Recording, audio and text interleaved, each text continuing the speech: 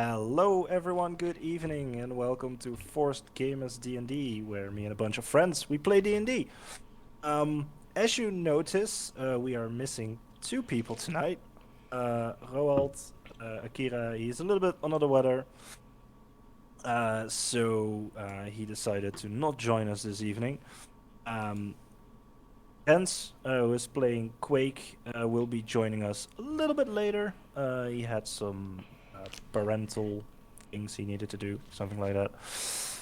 Um, so we will be starting off with three players tonight, until Rens joins us a little bit later. As we've said last time, we now have a Nightbot in chat, thanks to Emily, who installed it and stuff like that. And last time we noticed there was a lot of interaction with the chat as well, which was amazing. We love to see that. So I want to put it out there once again. Have a Nightbot, interact with each other. It's fun. Have fun. Um, we are currently on January 24th. We have a conference tomorrow telling us maybe stores can go open again, which means we might be able to, in the near future, play one-shot evenings again at the Game Force. Yeah. Which we named our channel after, in support of. So we might be able to start doing those again. So make sure to follow all our social links on the info page or in the YouTube description. Keep a tab on our socials for upcoming news and events if we are allowed to run them again. We are hoping that is going to be very soon. So yeah, that's pretty much what I had to say. So unless anyone else has something to bring up, I think we can start tonight's session. All right, everyone is Yeah. Good. quiet, so we're gonna start, as we always do, with a recap. It's been Right. close to 2 months now that this group has been together, and they have probably seen their fair share of trouble in those 2 months. Maybe a bit more than some, if not all, have seen in their lifetime. In these 2 months, they managed to lift a curse from an island, uncover a plot in Arwala to disrupt the mango trade. They came to Fort Empirus in the hope to make something there as they attempt to cause the first real disruption to the slave trade over there. Plans went a little bit different though, and they had to flee, and they made their way to Jericho, where they delivered General Gurf to Michael, a psychopathic yet broken individual who tortured the general to the brink of death. They also learned that a special crystal dragonborn had been among the lot to be sold in the auction. Next day, they made a deal with Winds of Winter, or Shadara, as they later learned was his actual name, to help him cross the desert to Arcona. However, Shadara wasn't entirely forthcoming with their cargo, as besides fine silks and linen, he also was carrying illicit substances and a brass dragon wormling, which caused a little bit of trouble on the Just a road to little. Arcona. Just a little. Just a tad. They had um, quite an arduous journey through the desert. They made their way alive and well to Arcona, where they settled at the Titan of Cinders for a well-earned and comfortable rest. So you arrived in Arcona a little bit early in the morning as the sun had just risen, and you had made your way to the tavern where you met Ignatius, a fire genasi. You got some rooms for at least the next week, I believe, Yeah. Yes. and went to bed in your very comfortable beds after having to sleep in tents and on bedrolls for the last couple of weeks. Went to sleep early in the day, so you're probably waking up a little bit towards evening, or at least late afternoon, trying maybe to get into a new rhythm again after having lived through the night and sleeping during the day for the last couple of weeks. as someone who works night shifts, that is very hard to do. Yep. So yeah, you're waking up a little bit early in the afternoon, and you gather down in the common room where people are settling. Dinner is already being served. Both Quake and Akira haven't joined you yet. Probably still asleep. But the evening or late afternoon is yours. What do you wish to do? Well, all the shops are probably closed, so. Yeah, there might still be some stuff open. Let's go Maybe. take a look. Yeah, I did hear something about like an explorers guild, a cavers guild, or something. I think I'll check that out. Oh, right, to see if they have like jobs around. Yeah. You're gonna do even more work? Jesus. Can we just we've just spent 2 weeks in the desert fighting everything. Can't we just have a rest? No, I'm not saying you have to come with, but. Fair enough. Just be sure you know your way back to here. Well, we know you can always ask around. Yeah. My brain is mush. The spire is kind of good guidance point. Yeah. I think I kind of want to go out and see if I can find some cool stuff. Maybe some more Draconic books, or like a book on how to learn Draconic. That might be a good idea. You're probably in the right place. Yeah. Also, there's a huge library in the spire, I believe, right? So they probably have books, and there's a lot of Draconic speaking people here. So. Yeah, that might be lovely. I might also want to find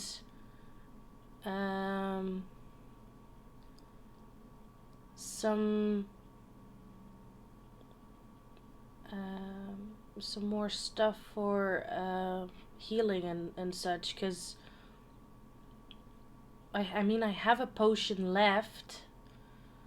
And I have a healer's kit that I can still use, but I can do with another. And stuff for my mutagens, because a few weeks on sea and then a few weeks in the desert, I really need to get that stuff filled up, my my alchemy supplies. I might go to Iggy. I really want some nice food, actually. But I'm always looking for some other stuff. You know, maybe they'll have some cool magic items again. I've got a lot of money right now, so. Yeah, I wonder what the desert equivalent of a fish sandwich is. Have you ever had cactus? Well, it might be like camel, and then Scorpion. Cactus is pretty delicious, really. What's the one hump one? Drum. A dromedary. Yeah, and then another camel. Or just have something between the two camel bumps, and then. I mean, I really like the. I really liked the cactus. Pretty delicious. Yeah, you just have to be careful with cactus, because the wrong cactus can make you hallucinate really badly. Or if that's what you want, but. It's like half the fun. Yeah. Okay. I mean, you really gotta take. I mean, I don't really care because my jaws don't really care about it. But you know, if you have like these weak human jaws and stuff and cheeks, you really need to take out the needles. Yeah, true. I kind of want to go to Iggy and ask him if he knows a place where they would sell alchemy supplies. Why not? Let's go see.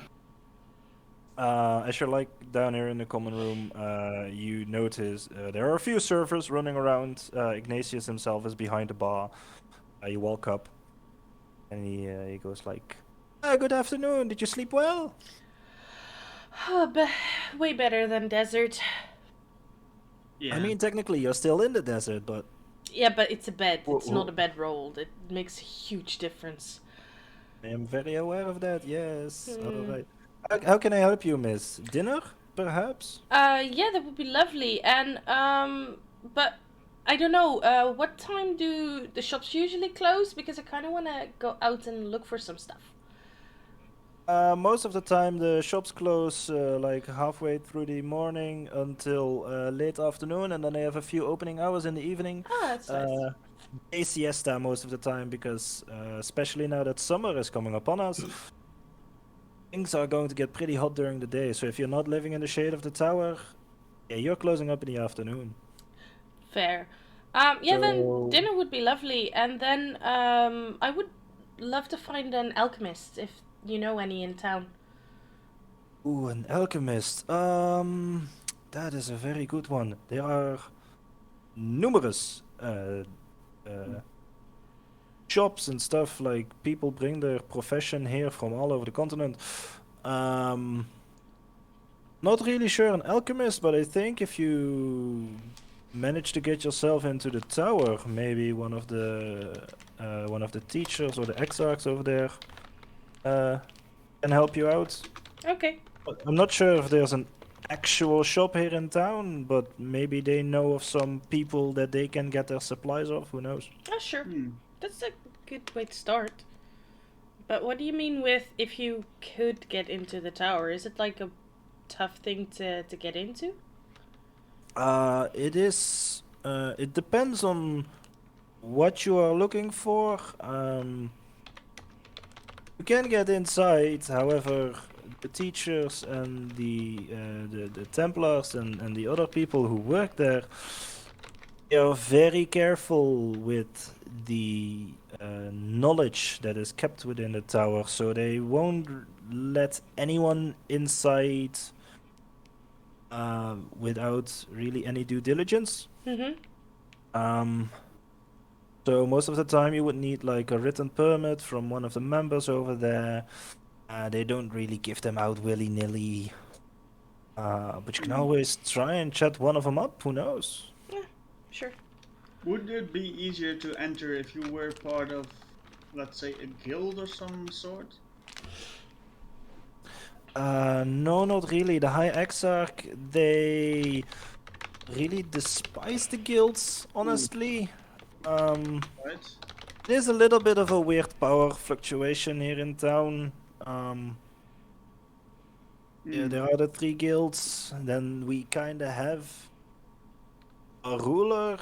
But he's not really a ruler. He does not really care about the daily mundane stuff that is happening on the ground.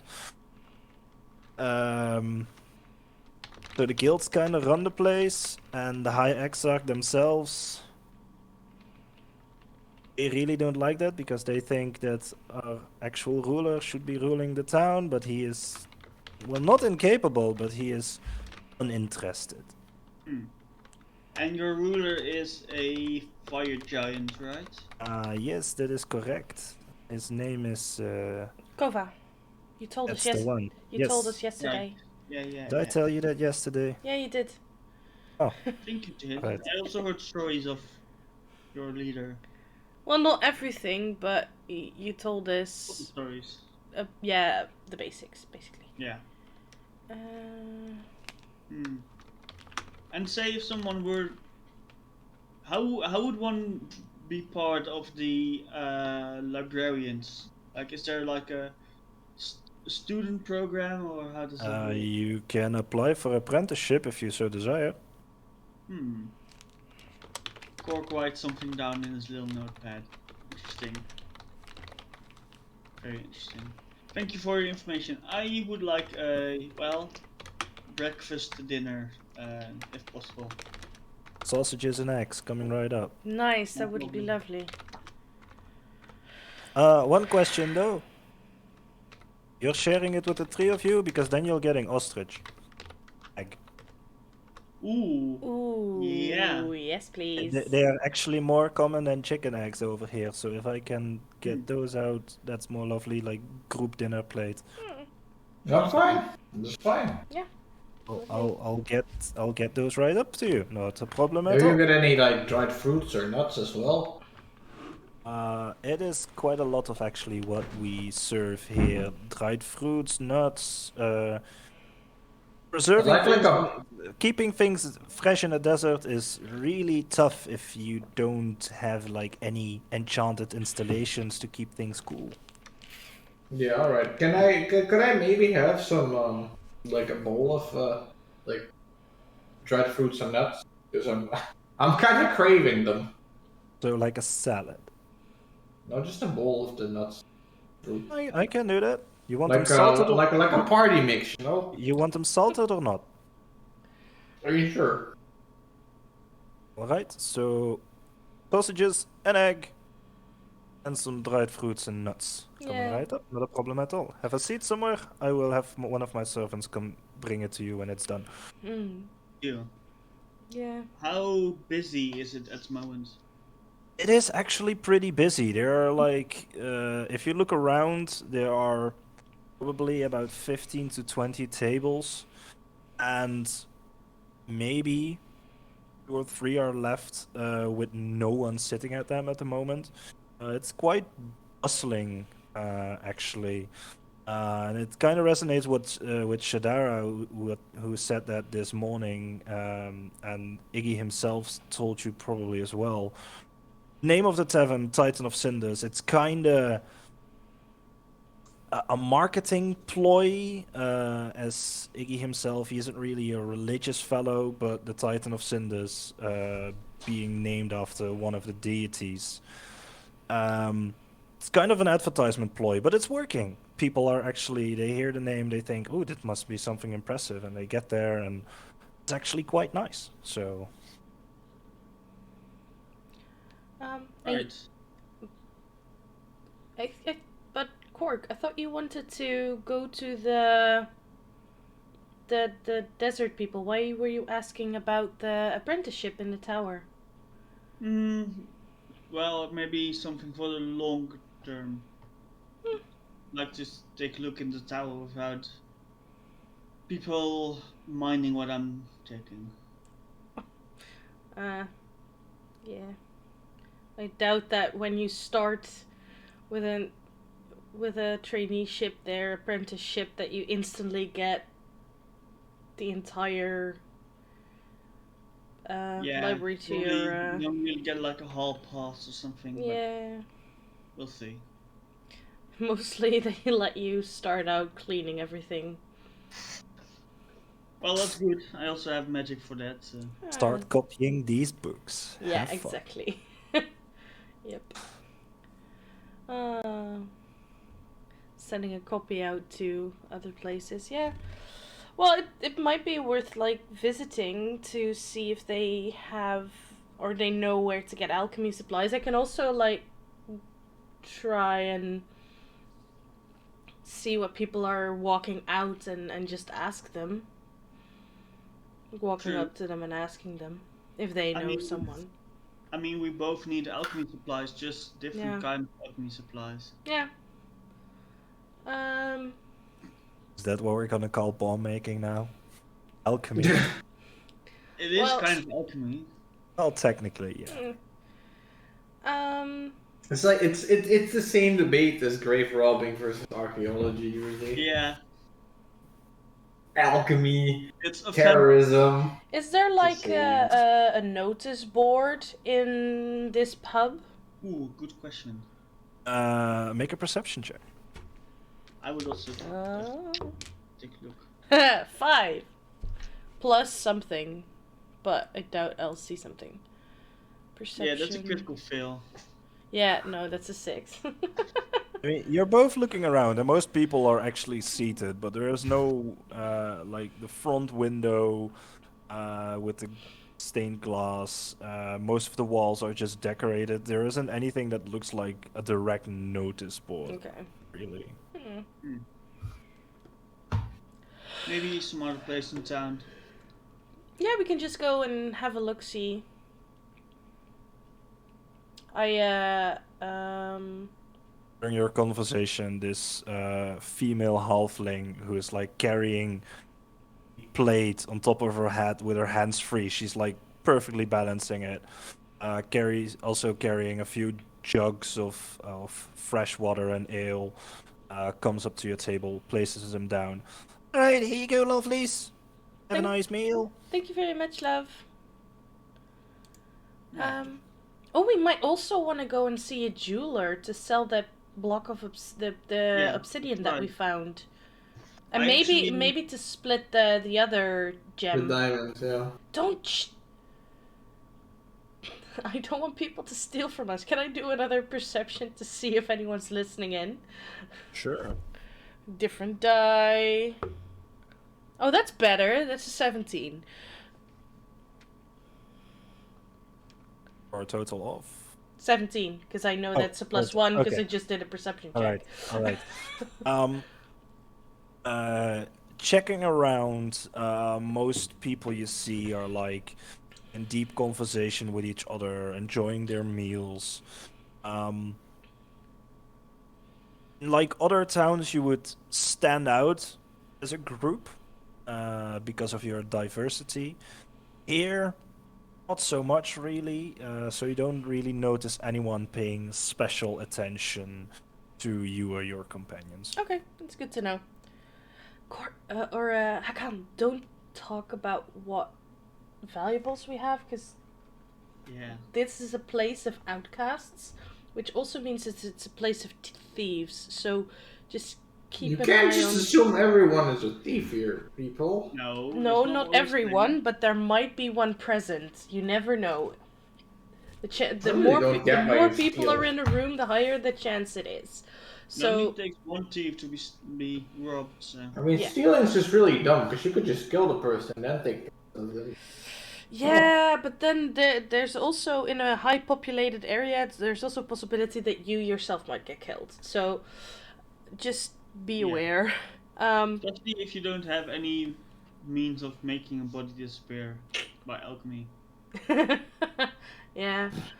But yeah, so we might want to go see a jeweler because I kind of also want to see if there's some interesting stuff to find. Maybe some magic shop? I think is it the fire guy said there weren't any magical shops around. No, I remember- alchemy. No, for last session. Oh, I think. Yesterday. This morning. yeah. Shadara did talk about it a little bit, that there is not really a Mm. dedicated magic shop, because most shops and taverns that have opened in this town are people who brought their profession Yeah.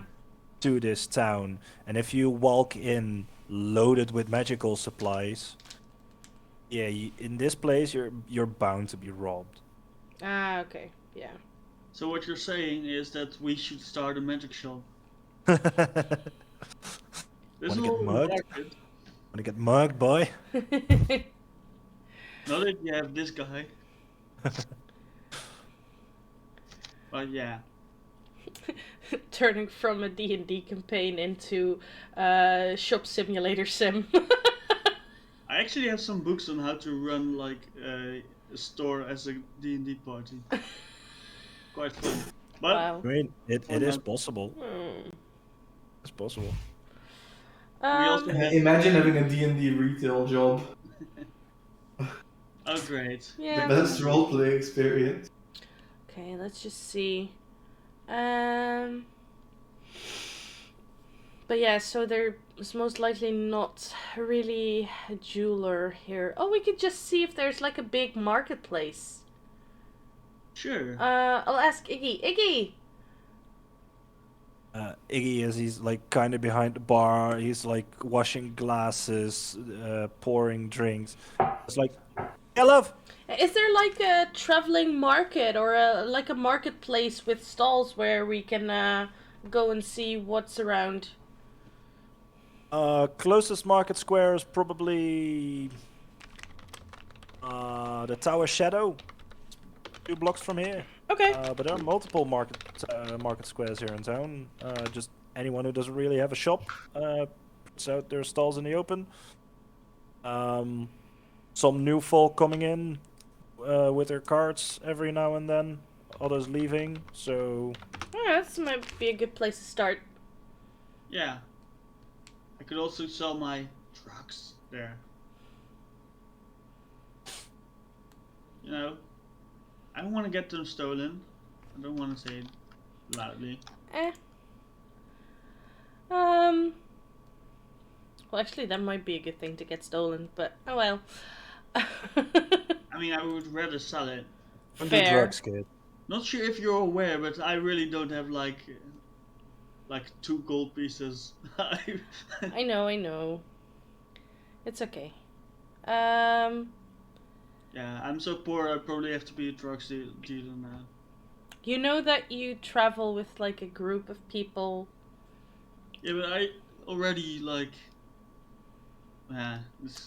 there's no shortage of food or drink or. No, that's true. But I want to be able to buy stuff for myself. Be a strong, independent minotaur that don't need no man. Oh well. So after we've eaten, I'll want to go to the market. Right. Yeah. So as you're kind of expecting a desert city actually lives up during the early hours of sundown. People are getting out. Streets are busy. You see like here and there are like corner stalls of people like selling small trinkets and stuff. But after a little bit of a walk, you get to the Tower Shadow Market Square, which is pretty big. It is almost directly up to the tower itself. The only building that is separating the market from the tower is this gigantic white marble palace-looking kind of structure. Little bit more decorated like a temple than a real palace, with like ornate obsidian flames curling around the pillars and stuff like that. And the market square itself is just filled with people and stalls of anything you can really think of. There's food, trinkets.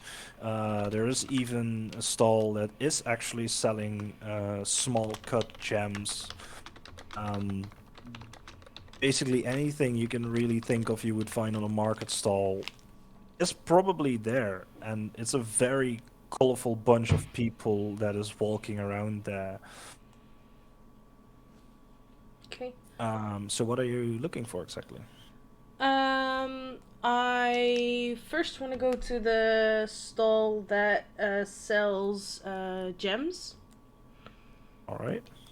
And So- you go ahead. So as you walk up, kind of maneuvering yourself through the crowd that is forming, you reach a small stall that is filled with glass cases with like these reinforced metal strips around it.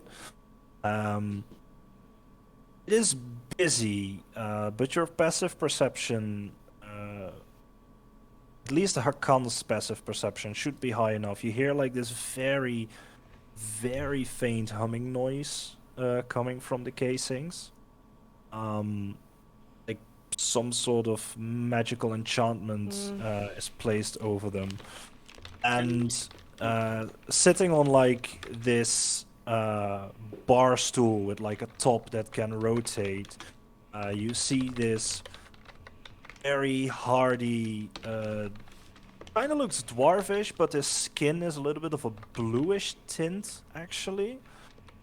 Scraggly white beard. He has like this monocle with like 5 different spectacles attached to it that he can put like in front of it. Currently, he is like completely zoomed in with one of his tools. He's like very finely working on this ruby, which is probably as big as the top of your thumb. You walk up, try to get his notice as he kind of turns around, pushing himself off so that the top of his chair turns. It's like, good day to you. Hi there. Hello. Hello. I stand there with my hands behind my back, like non-threatening. I was wondering, because I gather you sell here, but I was wondering if you also I do, yes. buy, because I acquired a gem that might be interesting to you. It depends what you're selling. I might be interested in buying. Yeah. I have a giant hunk of obsidian. If that Well, might be of interest to yeah. you. Firstly, and You- after that we might have something else. You consider a giant hunk. I take out the hunk of obsidian from my bag, which was 500 gold worth. Yeah, I believe so. He flicks up the spectacles on his monocle as he looks at it. Like, right, yeah, that's a pretty big hunk. You can make I a might be lot of stuff interested from in it. that. Oh yeah, I can certainly do that. As soon as he says that's a pretty big hunk, I think I said, well, you're not too bad either. He looks you up and down like a robot better.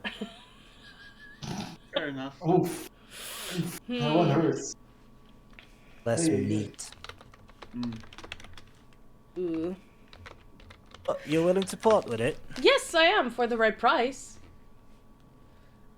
Alright. Right price.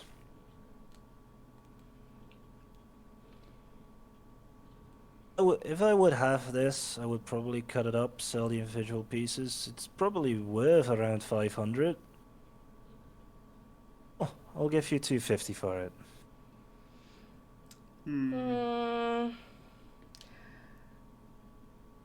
I was kind of hoping for a little bit. Can you do 3? And I look at him very sweetly in the eye, trying to look a little bit like oopsie daisy little girl trying to be cute. Make a persuasion check. Persuasion. Like lots of eyelashes, probably. Yeah, batting my eyelashes.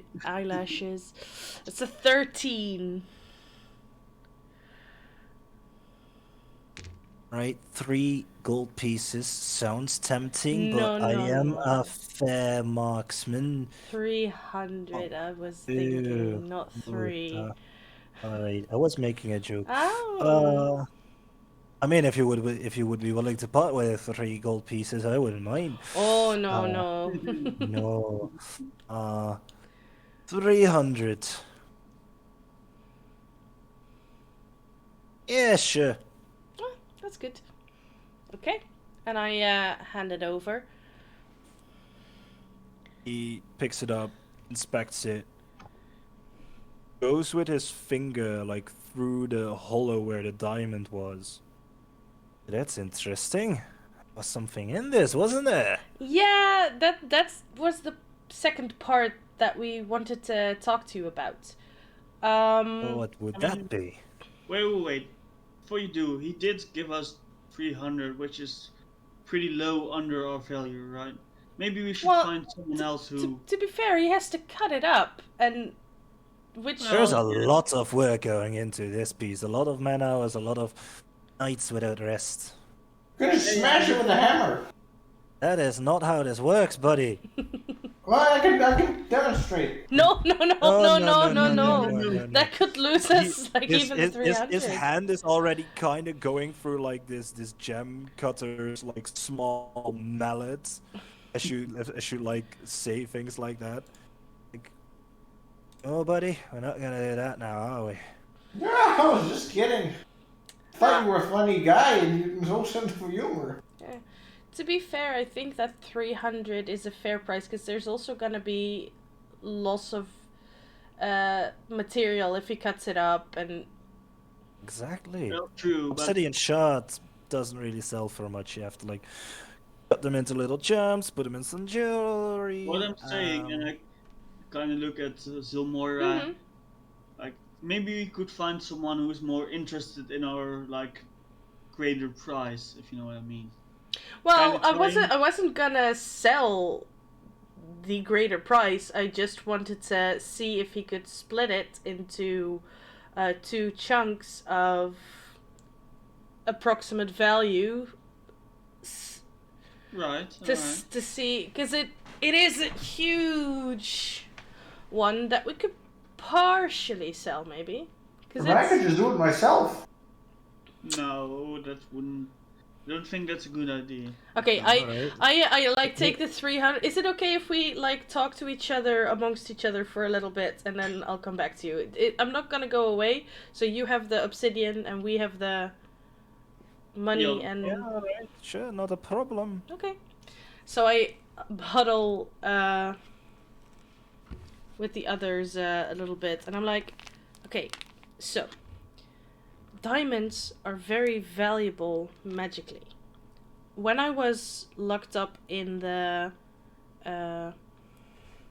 thing, they were doing stuff with diamonds, like experiments, and I saw them using diamonds in certain ways. So I thought that if we split it in like 2 chunks, that we could like use them magically.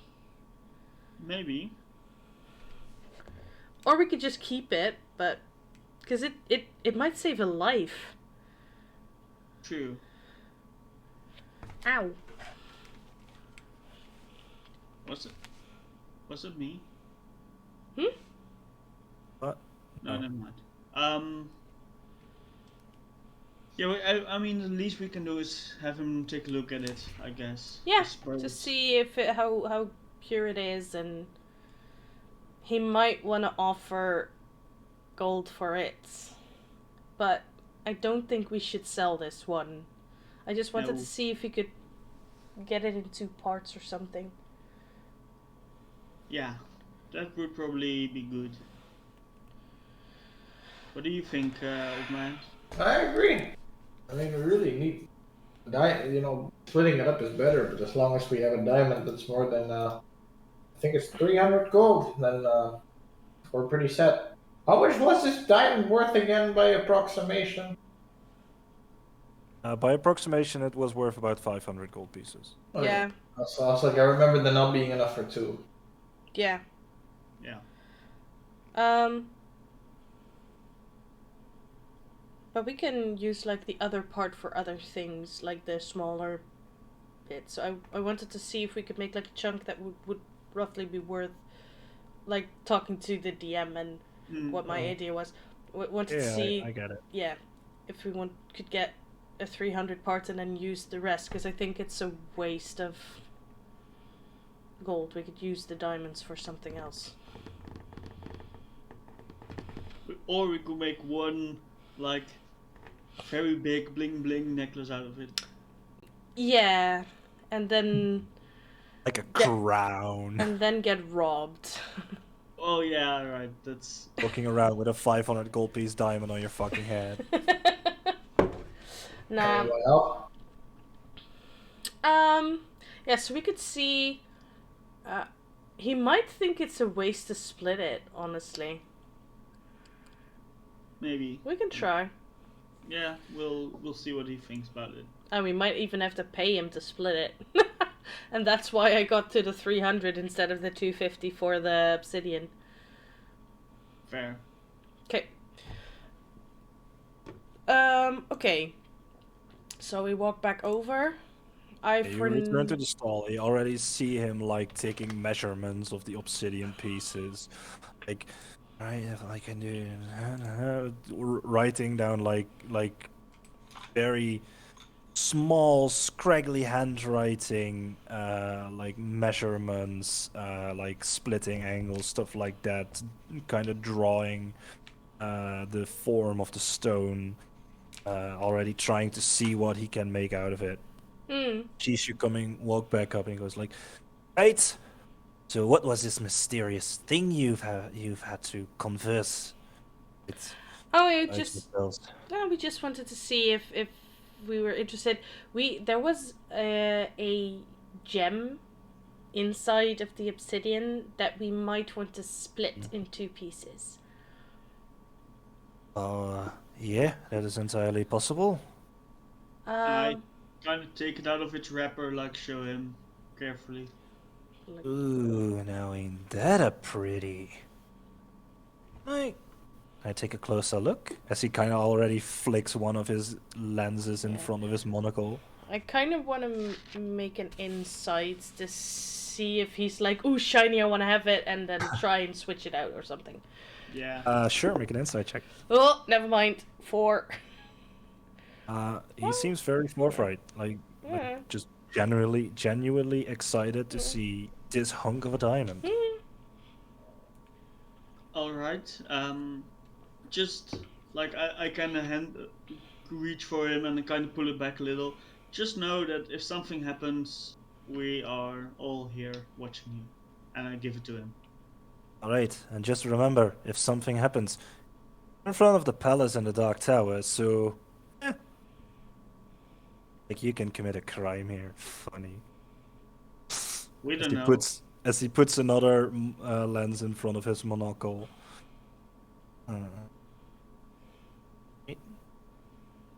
Perhaps like a matchbook lights a match, like keeps it in front of it to see like the right light reflection through it. That is probably one of the purest ones I've seen. Want to split it? What purpose? Magical revival? All right. All Have you ever right. heard of the Revivify spell? You need a diamond worth 300 gold by Yeah, approximation. this one is worth a little bit more. That's fair. Yeah. I mean, for a small fee, I can do it for you. Yeah. I mean, I don't know. Maybe we can like if you think this is a really nice one. I don't know if maybe you have one like that's worth 300 and then some more. Do that too, I guess. Yeah. I mean, to be fair, if I start cutting it and I want to like properly cut it to make sure that the value is not distorted in the original piece, I don't think I can equally cut it between the values that you would like. I think that there would be leftover material, but I could grind that up for you and you would have the diamond dust instead. With this. Would it still work for a revival spell? No, well, Like, we have no. we have the large chunk, and the rest is diamond dust. Oh, right. Like the shavings I get of it, ground them up, you'll get a 300 gold worth diamond. You get 200 gold worth diamond dust. Hmm. Isn't it used for poison? I am not entirely sure. I've heard of resurrection spells. Most of the mercenary groups that come through here and talk to me are actually more interested in my diamonds than in some of my jewelry, which is sad because I spend a lot of time making those. You know, the finer folk, they like the necklaces and stuff. You know what? I'm down for the diamond dust. All right. I mean, you. Let's say for a 25 gold pieces, I'll make it happen.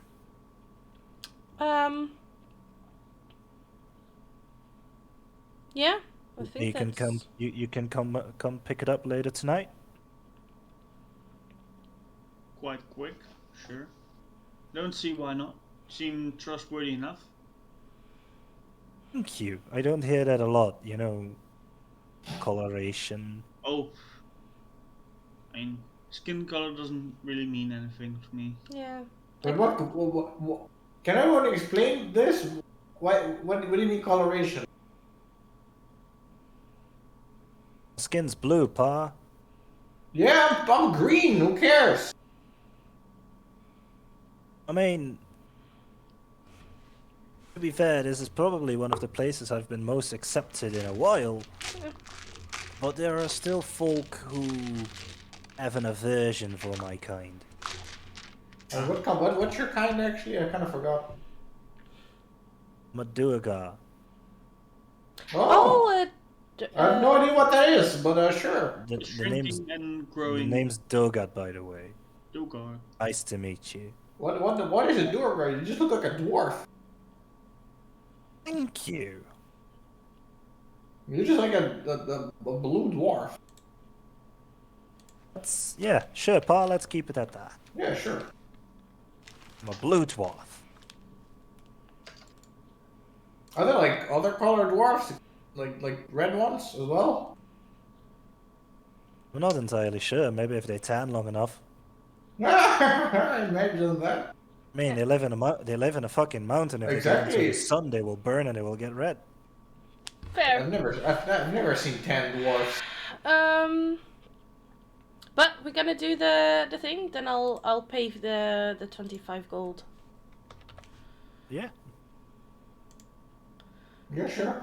And Yeah. how much time do you think it will take? Because then we're gonna just hang around on the market. I mean, it's a little after dinner. I'll probably be here around for a couple more hours or so. If you come by when I'm closing up, Yeah, sure. I'll probably have it done by then. And what time Sure. would that be? About an hour or so. Okay, sure. Is there any fun things you can do here, or It depends what you consider fun. I don't know. I Good people mean, get poop, actually. Is there any place selling shady magic items? if you want shady magic items, I would probably contact the House of Scorpions. Mm. Why? Who knows whatever the fuck they bring back from those ancient ruins. I love ancient ruins. Have you ever been in a jungle shrine? I came from under the mountains and I live in a desert town. No, I've never seen a jungle shrine. Well, there's some fun stuff in there. I mean, I guess in desert ruins as well then. A friend of mine once found a curse. Hmm. Yeah, I'm pretty sure they found some as well. Hey, now that we're talking about the houses, what do the other houses do? Because the House of Scorpions, like you said, bring back stuff from the ruins. Do the other go ruin hopping as well, or do they have other interests? No, not really. House of Scorpions really is a relic seeking, tomb diving, wackos. Well, let me think. House of Dragons is more about dealings with the outside world. They don't really have much dealings within here. They're more of a mercenaries guild. They send out troops to rescue people from the desert, disrupt slave trade caravans coming through. Oh, that's a good one. Head of the house is this dragonborn called. I'm not really sure. He's a red one though, He's the brother of. Yeah. Michael. and he pretty much he has experienced some, like most lizard folk and dragonborn here in town. And then there's the House of Eagles. They're kind of mercenary as well. But you see the folks with like the pointy helmets and the leather pieces walking around with the spears. Most of them are on their payroll. They're kind of our guarding guild, I guess, holding up the law, so to speak, even though there isn't really one. But yeah, they are They're a little trying bit to known. keep things ruly. Yeah, really, but in the image that they would like it best. Okay. Got it. Like, sometimes there would be a corrupt guard in a town you can pay off and bribe. Well, these are just a bunch of them. Right. Okay. That's good to know. Okay. They're fun folk. Oh yeah, I can understand. Okay. So I at that point when I walk away, I wanna use detect magic. To see if he has anything of magic on his stall, and then once we're walking through the marketplace, I want to see if I get some things. All right. As you're walking away from his stall, the glass cases they give off a magical aura. There is one necklace specifically that gives off a magical vibe as well. It's also it's like this gold chain necklace with this big blue sapphire etched into it. It's in a singular glass case. It's kind of like prominent piece on his market stall. Like most of his other gems and jewels are like together in different boxes, but this one is like on small pedestal on front of his stall. Okay. As you're walking around, you see. Oh, what school is it? What school is it? It's abjuration. Okay. Interesting. And as you're walking around, there aren't really any other stalls that give off big magical auras, but there are a few people that are like either wearing jewelry or have something in their pockets, or are some folk are actually openly carrying weapons. Like one or two give off like magical auras. It's not like it's an abundance of magic items, but you get like in the 10 minutes you're walking around like a small blip here and there of someone carrying something. Okay. Interesting. How do people generally react to my mechanical friend walking behind me? It go out of its way a little bit. But it's not like they're really staring after it. Looking around the people that are walking around here, it's probably not even the weirdest thing they've seen in town. Right? Yeah. Oh, can we split the money? I would like. Oh, to yeah, say- yeah, yeah. I was gonna do that. I'm sorry. So it's 300 divided by 5. 60 per person. Yes. 60 pp. So I give 60 to Cork and I give 60 to Akan, and the rest I keep until we meet the rest. Right. That's, Alrighty, that makes sense to me. Yeah. Right. And How the much? 25 for the splitting of the diamond I'll pay for. So that comes out of my my share. Are you sure? No, it's fine. I've got plenty. All right. I'll buy you a round of drinks or something. That's good. We'll do that tonight. Okay. Um. What else do we want to do? Well, I Well, mean, I've got 700 gold, so you know. Yeah. 700. Yes. Jesus Christ. Akan hasn't bought anything the entire campaign. I've only bought 20 onions. Only thing Like, I've bought. like this guy has no insight on monetary value. He's just like, yeah, it's cash, I Yeah. guess. Just some coins to that can't be- be worth much. To be fair, if I take the 120 gold away for Akira and Quake, I have about 540. Jesus. Wow. Oh yeah, Well, I keep that's extra fine. good attention to my money pouch. Yeah. Me. Right, make a perception check. Oh fuck. Both of us? Or just. If you want to actively make sure to check if your money's there, otherwise I'm just using your passive perception for everything. 14. Right?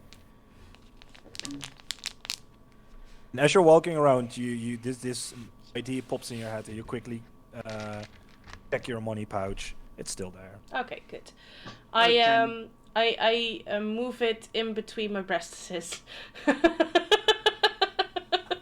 for safekeeping. Sure. Oh dear. Yeah, what else?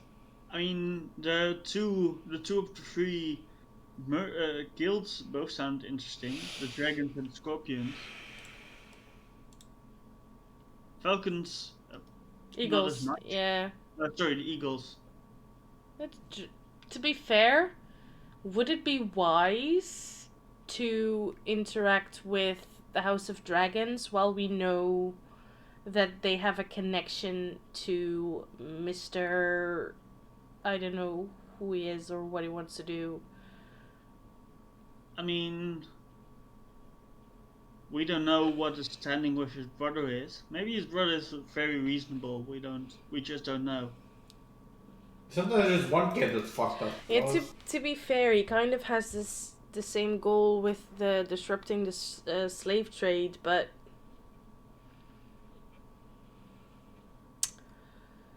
Maybe I don't know. I don't know if it's the right time to do it now. It might be the right time to do it later. Maybe. Hey, we could go to the House of Scorpions, see if they have some shady magic items, like Hakan said. Yeah, that sounds interesting. Mm. And also there is some earlier tomorrow, last morning, Iggy told me about some guild that explored like caves underneath the city, right? That's also interesting. Yeah, that's the Scorpions as well. Oh right, yeah. Yeah, the scorpions are definitely then something I would check. Yeah. I'd be with all three houses. I'd be on my guard though, because the what was his face called? The dwarf? Daogar? Dogar? Yeah. Duergar. So he's just Dota. Huh? What? Dogar. Lutar. He called them like tomb diving wackos. So Sure. That's just one word of one dwarf though. fair. Also, people probably also described us as wackos. Doesn't really mean anything. I mean, not for me at least. For you, maybe.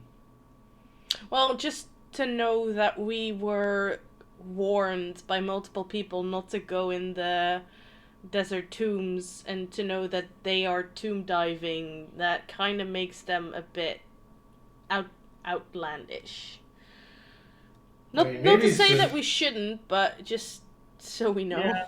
I mean, maybe it's the same thing with the jungle shrines, and the stuff you find there is just really good. Yeah, that it's worth the risk, but A risk, high reward. Yeah. potentially. I also just really need some bad guano for my next experiment. You better not. You and your bad stuff? Damn. Oh kid. my god, do I really have to roll break damage? I'll do it. It's okay. 3. This gigantic piece of the obsidian tower just crashes down and crushes you. Hey, it's an obsidian tower. I now have another piece of obsidian. Yeah. Alright, I still have to take the old one out of my inventory. Yeah. Remove.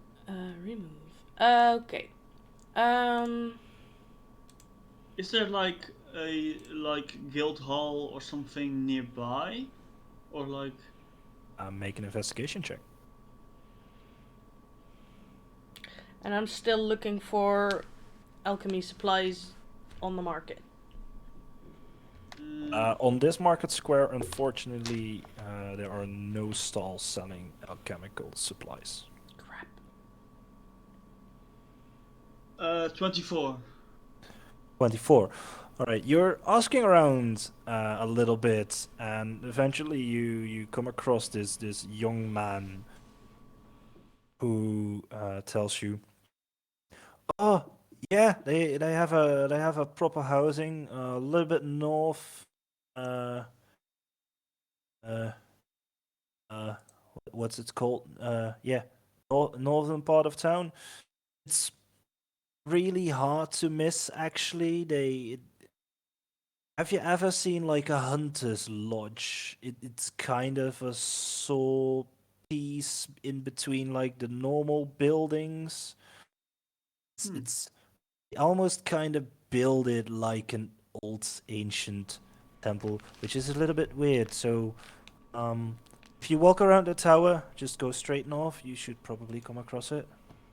Oh, thank you. Yeah, not a problem. Are you like members? We're interested. Um, if you speak with them, can you do like, you do me a little favor? Well, what is that favor? Can you ask them, if they got my application? My name is Mario. Yeah, sure. That's no trouble. You can find me at the White Cake after. So White cake? yeah, it's one of the taverns in town. I'm staying there. In hope my application gets through. We'll see if we can put in a good word. Why don't you come along with us? Um, Showing your face is a sign of interest, and could show them that that- you really, really want it. I appreciate the offer. But the last time, one of their guards said to me that if I show my face again before they could have contacted me, my face would be the first thing I find on a ruined floor. Ah, Well, that sounds I'm not like a sure. threat. I'm not really sure what that is supposed to mean. But yeah, they didn't really like it if 2 weeks in a row you come by every day to ask about stuff. Then would it be wise for someone else to go and ask? I mean, sure, why not? Um, I'm not really sure, but if you could, it would be great. we'll see what we can do. Thank you. And I guess I'll follow directions. All right. It's a little bit of a walk, especially having to go around the tower, which is already quite a distance. But eventually you find your way to the northern part of town, and when you see the building, boy wasn't exaggerating at all. It looks like someone really just plucked a ruin out of the desert, did down here in the middle of town. Maybe did some mending on it so that it wouldn't collapse in and on itself after the first sandstorm coming through town. But it looks dusty, it looks grimy. Um, Yeah, alright. yeah. Guards? Uh, there are guard stations at front. Yeah, it's like it's on this little, not really a market square, but there's a small square where folk are kind of walking around. There are like a few steps that lead up to like this oaken door. There are 4 guards stationed outside, each with like this black-colored helmet, like the dome-shaped ones, carrying scimitars by their side. Very airy clothing, actually, no real armor. They don't really look like actual proper guards. They're more there for like a show that you're not really supposed to like walk in willy-nilly. Um, Right. but you walk up the steps, Yeah, I and walk in willy nilly. one of them walks up to you, hand on the pommel of his scimitar, and he goes like, what's the meaning of this, big man?" Greetings and good evening, feller. Well, we're looking for items, and we heard you're also probably hiring, so. If you're looking for items, check the markets, I guess. No, special items. We're not selling, buddy. These What about trading? not to just anyone. I don't recognize your face, and I recognize a lot of faces. I want to roll a deception check. I want to pull the whole. Do you not know who I am? Sure. Ooh.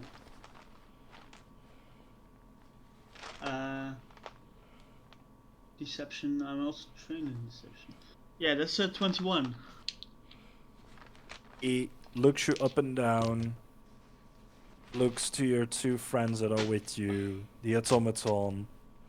He goes, "Yeah, I've got not a fucking clue, mate." Really? 23? Alright.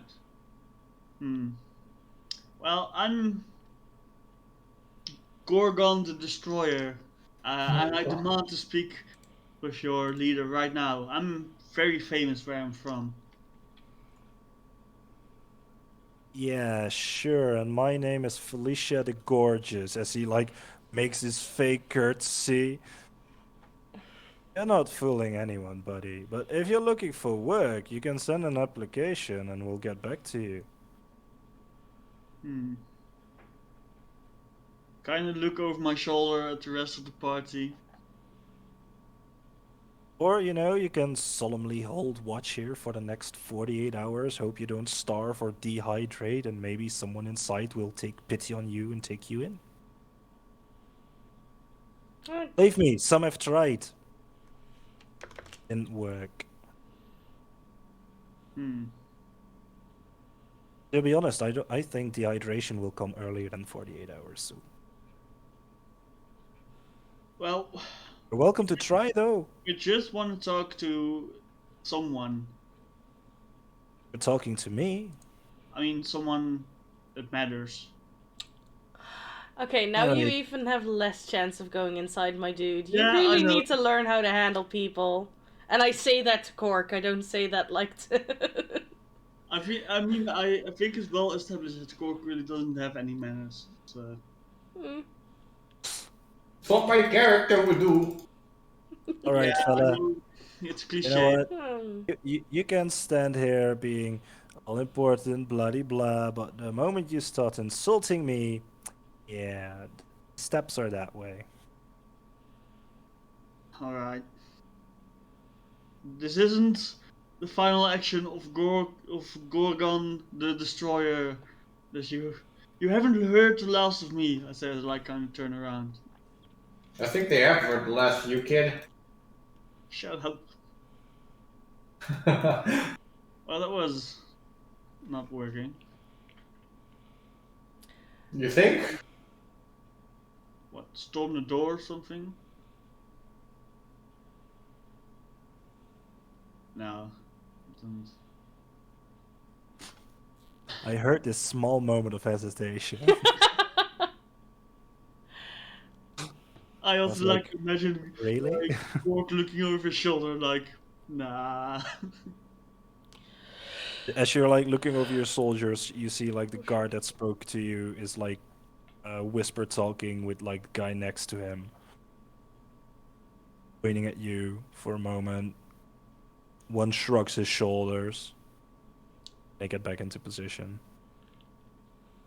Right. So, I guess we just have to fill out an application or something.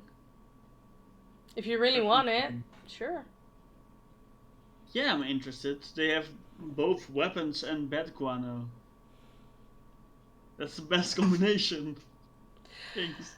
You know, we could like discuss this as a group once we get back to the pub, and then see if we want to do this as a party, as an opportunity. Or we could just go by ourselves. Who says that they have the capital, as we're walking away, who says that they have the capital on all the desert tombs? No one, I think. The only problem is that they know which ones have already been raided and which ones haven't. Most likely. That's true. Honestly, I care more about the bed guano than the weapons at the moment. I mean, the weapons can come if we have my equipment stuff. As we're walking, because I guess we're kind of walking back in the direction that we came from to not go all the way back through town. Is there like another market square, or are there shops in between that might look like a bookstore, or for the draconic book that I was looking for, or something that might have like alchemy stuff? Make a perception check. Or investigation. And let me see. That's a dirty 20. Nice.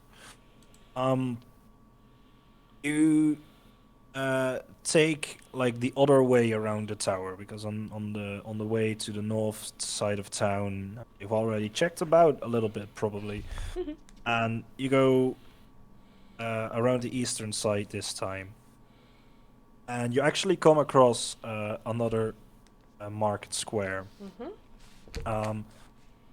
A little bit less busier than it was on the previous square, because it's kind of getting towards evening now.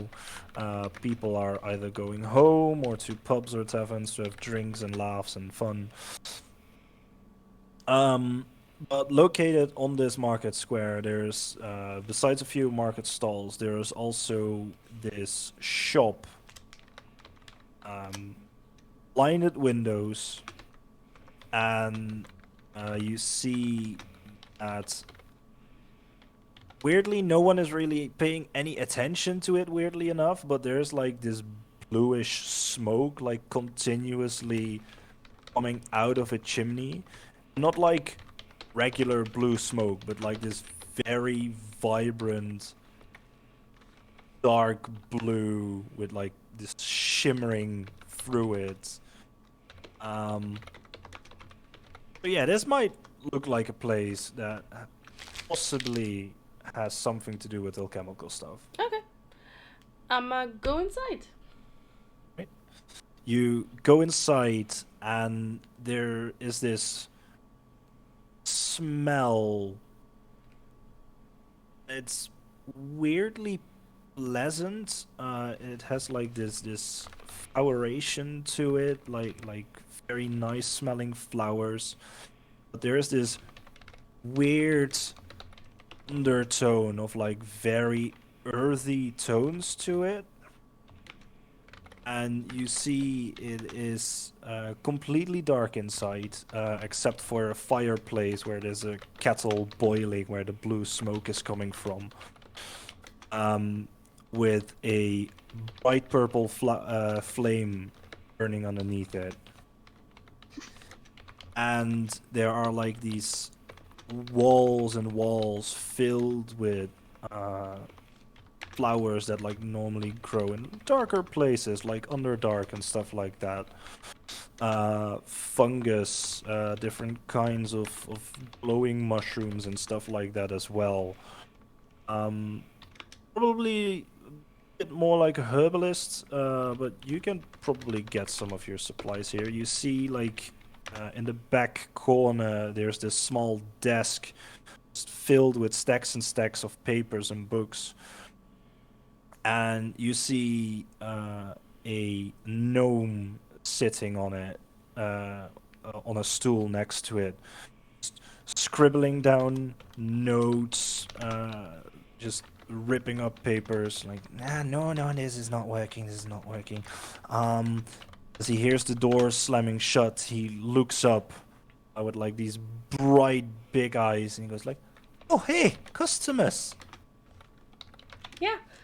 He Hi. jumps off his stool, runs forward, like 2 feet away from you, looks up. What can I do for you today? I am a bit of an alchemical person, and I'm looking to like supplement my supply. Oh yeah, I can do that very much. Are you like looking for specific herbs and supplies, or are you more looking for like a general kit A with a bit of little bit of everything? a bit of both. I'd like a general kit, Okay. just and there's like a specific flower that I'm looking for a friend of mine who lives quite far away. That I have to now dig in my notes to find. Um, yeah. Also, do I you sell? believe. Ooh, that's a good one. I believe it was like something like bluegrass weed or something. I have it. Something close to that.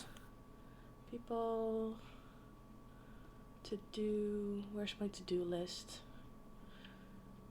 To do. Herb, hellbots, blueweed.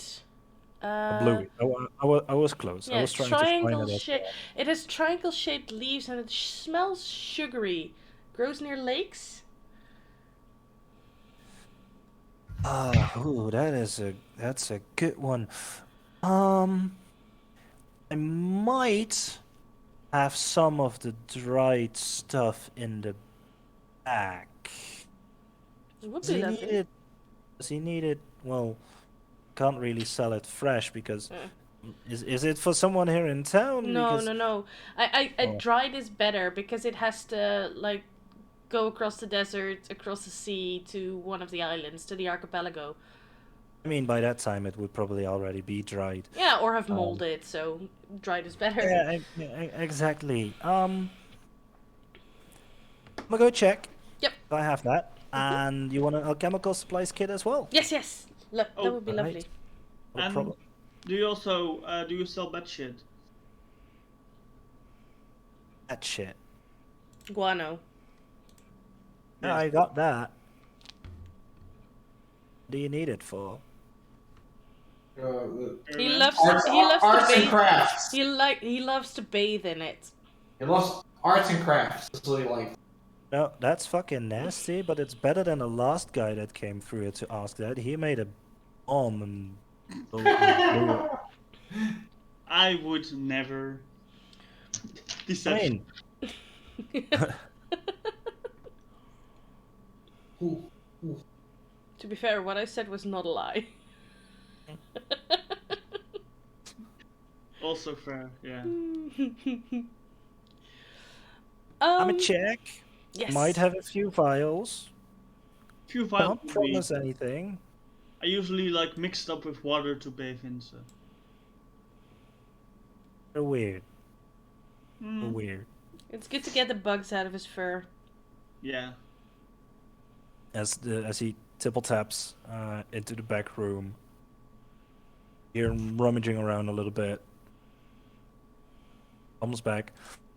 All right, I have a basic alchemical kit. As he puts like this big box filled with vials and thingy me digs. Puts it on a counter. I have. As he puts like this small tray on the counter as well. 12 vials of bat guano. And I have 3 vials of the dried blueweed. That's lovely. What would the alchemical supplies and the blueweed cost? The supplies I sell for. Let's make it 45. Yeah, sure. The blueweed is 5 per vial. I'll take all 3. All right, that's 60 gold pieces then, Missy. Yeah. I hand it over. And the bat guano for you, sir, the 12 vials, that's 24 silver pieces. Delicious. Yeah. Here you go. All right, thank you very much. God damn it! Why do we always be buying that poop? And I was wondering because we're like travelers, and I'm looking for like something interesting that you have. Is there something that you think that would be really cool and awesome that I might be interested in, because we're kind of new in town and we just want to see what's around. I mostly have the stuff that I either grow myself, or like buy in from travelers that come through. So I don't really have anything special. I do have this powder that makes my flame purple, which is amazing. It's mostly for aesthetic reasons. Mostly.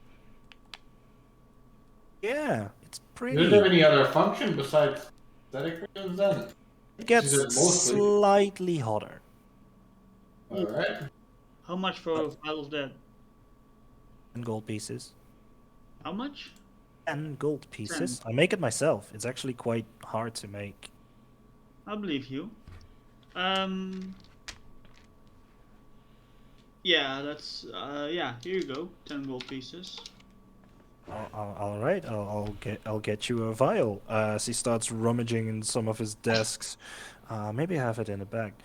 I like purple. Comes back with a single vial. I have some left. Yeah, here you go. Thank you. That's And cool. Cork immediately writes something down in his little notebook.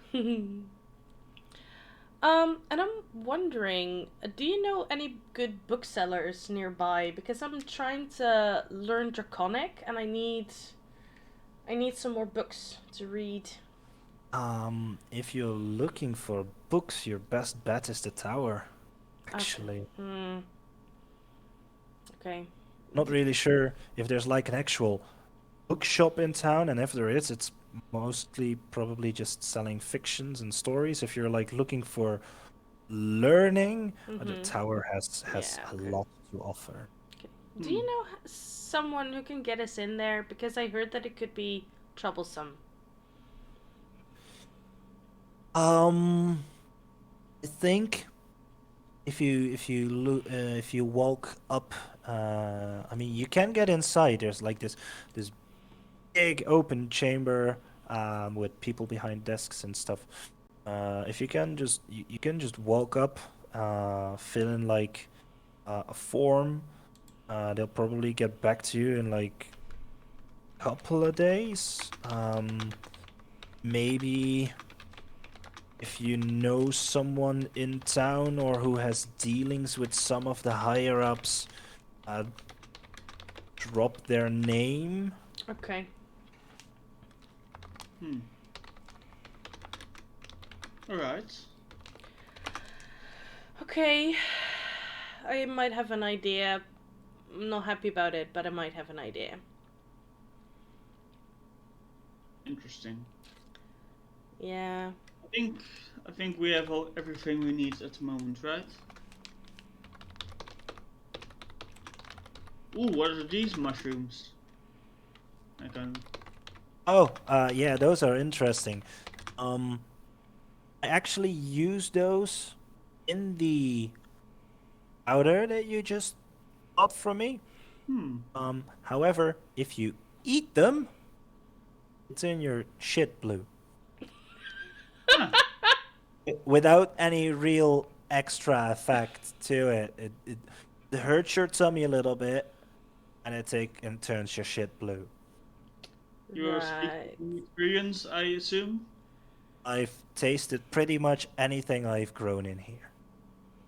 My eyes didn't.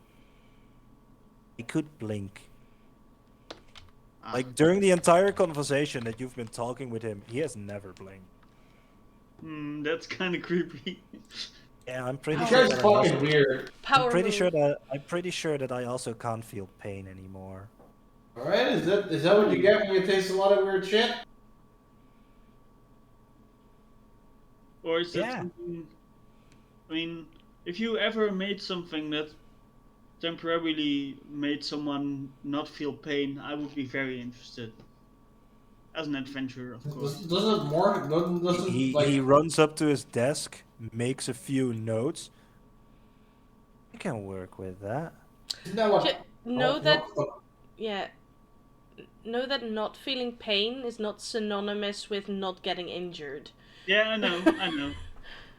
Oh, yeah, I'm very aware of that. I've once walked around with a broken collarbone for 2 weeks without noticing. Yikes. Wow. Yeah. Still, someone said to me, like, hey, your shoulder is a little bit... Weird. And I was like, oh, yeah, you're right. Hmm. Yeah. Yeah. That's weird. That's the kind of stuff that only hurts once you start noticing it. It's kind of weird how the body Oh, no, works. even after I noticed it, it didn't hurt. Huh. Yeah. It's Um, interesting experience. yeah, I bet. Yeah. But yeah, Um, Cork is interested in morphine and bombs. okay. Give me Uh, drugs. ooh, might this be a place to offload some of your stuff, Cork? Oh yeah, I also have some. What do I have left? If this guy loves experiencing stuff. Yeah, I still have one bag of powdery blue substance. You might be interested. I'm not quite sure what it does, but from what I've heard, it's quite potent, and I show him the drugs. Interesting. He takes it between his fingers. Yeah, I'm pretty sure this is dried blue weed as well. Huh. What? Can I buy it off of you, Cork, for 5 gold?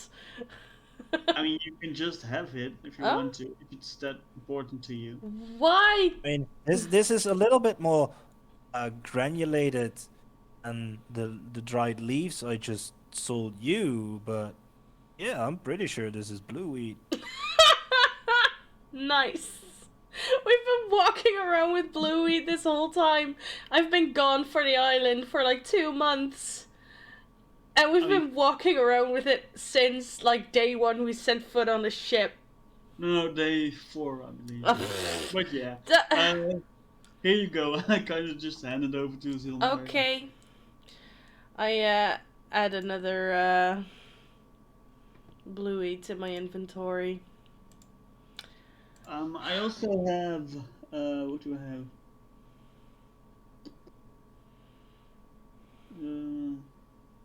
Where did you get it though? Because normally they sell the leaves because you can easily like roll them up, smoke them. I'm not really sure what people do with granulated.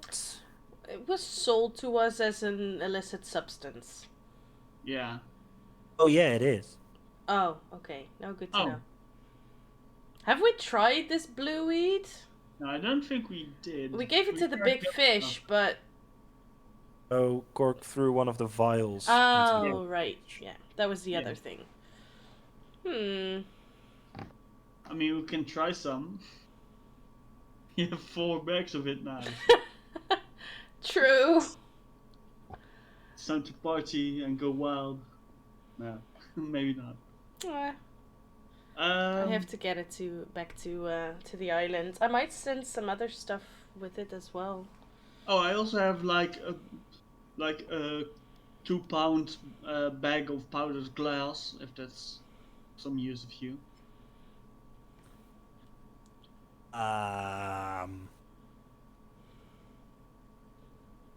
Not I'm sure. not really sure if I can do anything with that actually. Hmm. I mean, yeah, all right. I To be mean, fair, maybe sell it to a blacksmith. He can make glass arrowheads out of it or something. Ooh. Might be cool. yeah, that I was thinking of doing that actually. I'm a little bit of a smith myself. I'm a little bit of a genius myself. No, but yeah. Right. How long have we been like walking around and stuff? Because we need to keep track of how long it takes to get back to the other. Probably like an hour or two, 2.5. Okay.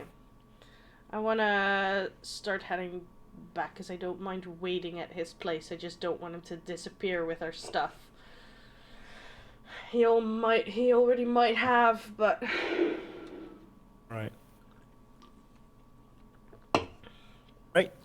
Have a good day, and if you're still in town as I figure out this weird potion that makes you invulnerable for Jane, Mhm. is there a way I can contact you? Because Um. I can't really test it on myself, and I need test subjects. Ah. I'm going to try. You All can right. find us at the Burning Cinder. You mean a Yeah. Titan? Yeah, Yeah. that's All right. All right. I'm not Uh, saying the rest of my group will volunteer, but I definitely will. all right. Will be good. Good evening to you all. Yep. I'm going back to my Thank work. you. So he hops onto his chair, starts writing notes.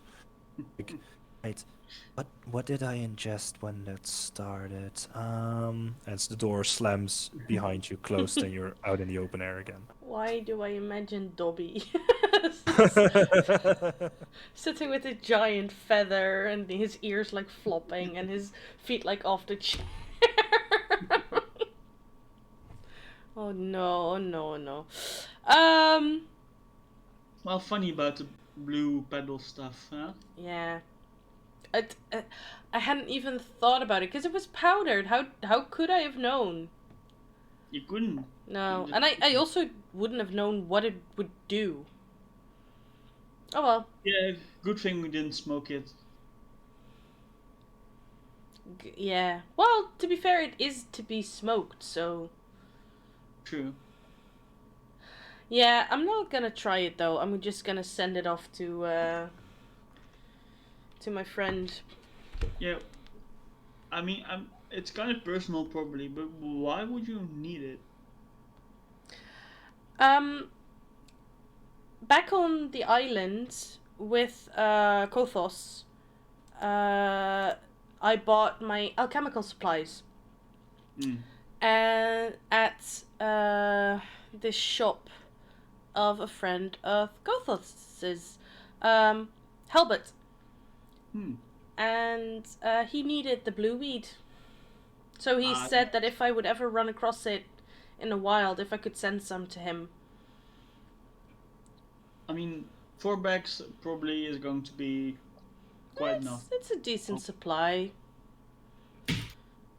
Not sure what he's doing, but I it's think gonna be it's fun. an alchemist's thing. Yeah. Get high. Do we walk past the white cake by any chance? Wait, red cake one. Well, to be fair, we haven't asked anything for Mario. Oh yeah, no, that's right. Yeah, no, maybe let's wait. I mean, we could go there, but Yeah, it wouldn't really be interesting. yeah, I kind of wanna walk westward across the tower until we get back to the marketplace in the shades. All right. Easily enough, finding your way back. You make it back to the market square. It's a little bit less busy here as well at this hour of day. But still, many people just bustling around, chatting up with some of the market stall owners. And you find the jeweler again. He's still sitting there. And he is currently like in the process. He has like this cushion next to him with this finely cut diamond on top of it. And he's like currently like grinding up with like very interesting brass looking tools, adding slivers of the leftover diamond to it, grinding it up. And he goes like, "You're a little bit earlier than I expected. You come back." Oh yeah, it's okay. I don't mind waiting here. It's we for today, at least I found what I wanted. Right? Give me about 10 minutes. Should be done. Sure. I'll just look at your wares. You've got some lovely stuff here, and I look at that magical necklace. Oh yeah. I've taken some pride in my craftsmanship. To be honest, most other Duergar don't really care for jewelry. I always fancy them a little bit. Figured the above world was more of a place to sell my wares than to my grumpy old neighbor. Hmm. What? But if you're interested, you're free to browse around, see if you see anything you like. I've got. He's like working on the stuff, and he just blindly points at different casings. I've got things with rubies, sapphires, crystals, topaz. Anything a lot. Mm-hmm. What is this lovely thing in the case up front? As you pointed out, he kind of stops grinding the diamond, looks at it. Oh, that old thing. Yeah, it used to be my ma's. Um, it's expensive though. Not really sure. How expensive? Um, let's say, let's put a fair price on this. You've been nice enough 300 to me gold. today. Oh no, 300 gold is. Oh no no no no. Hmm. I'm thinking more in the realm 2,500? How much? 2,500. Whew, no, that's a bit Yeah. out of my price Yeah. range. Quite steep. Yeah. Yeah. It is quite lovely though. Yeah, it looks- is. Wow. Looks amazing. Did your mother make this?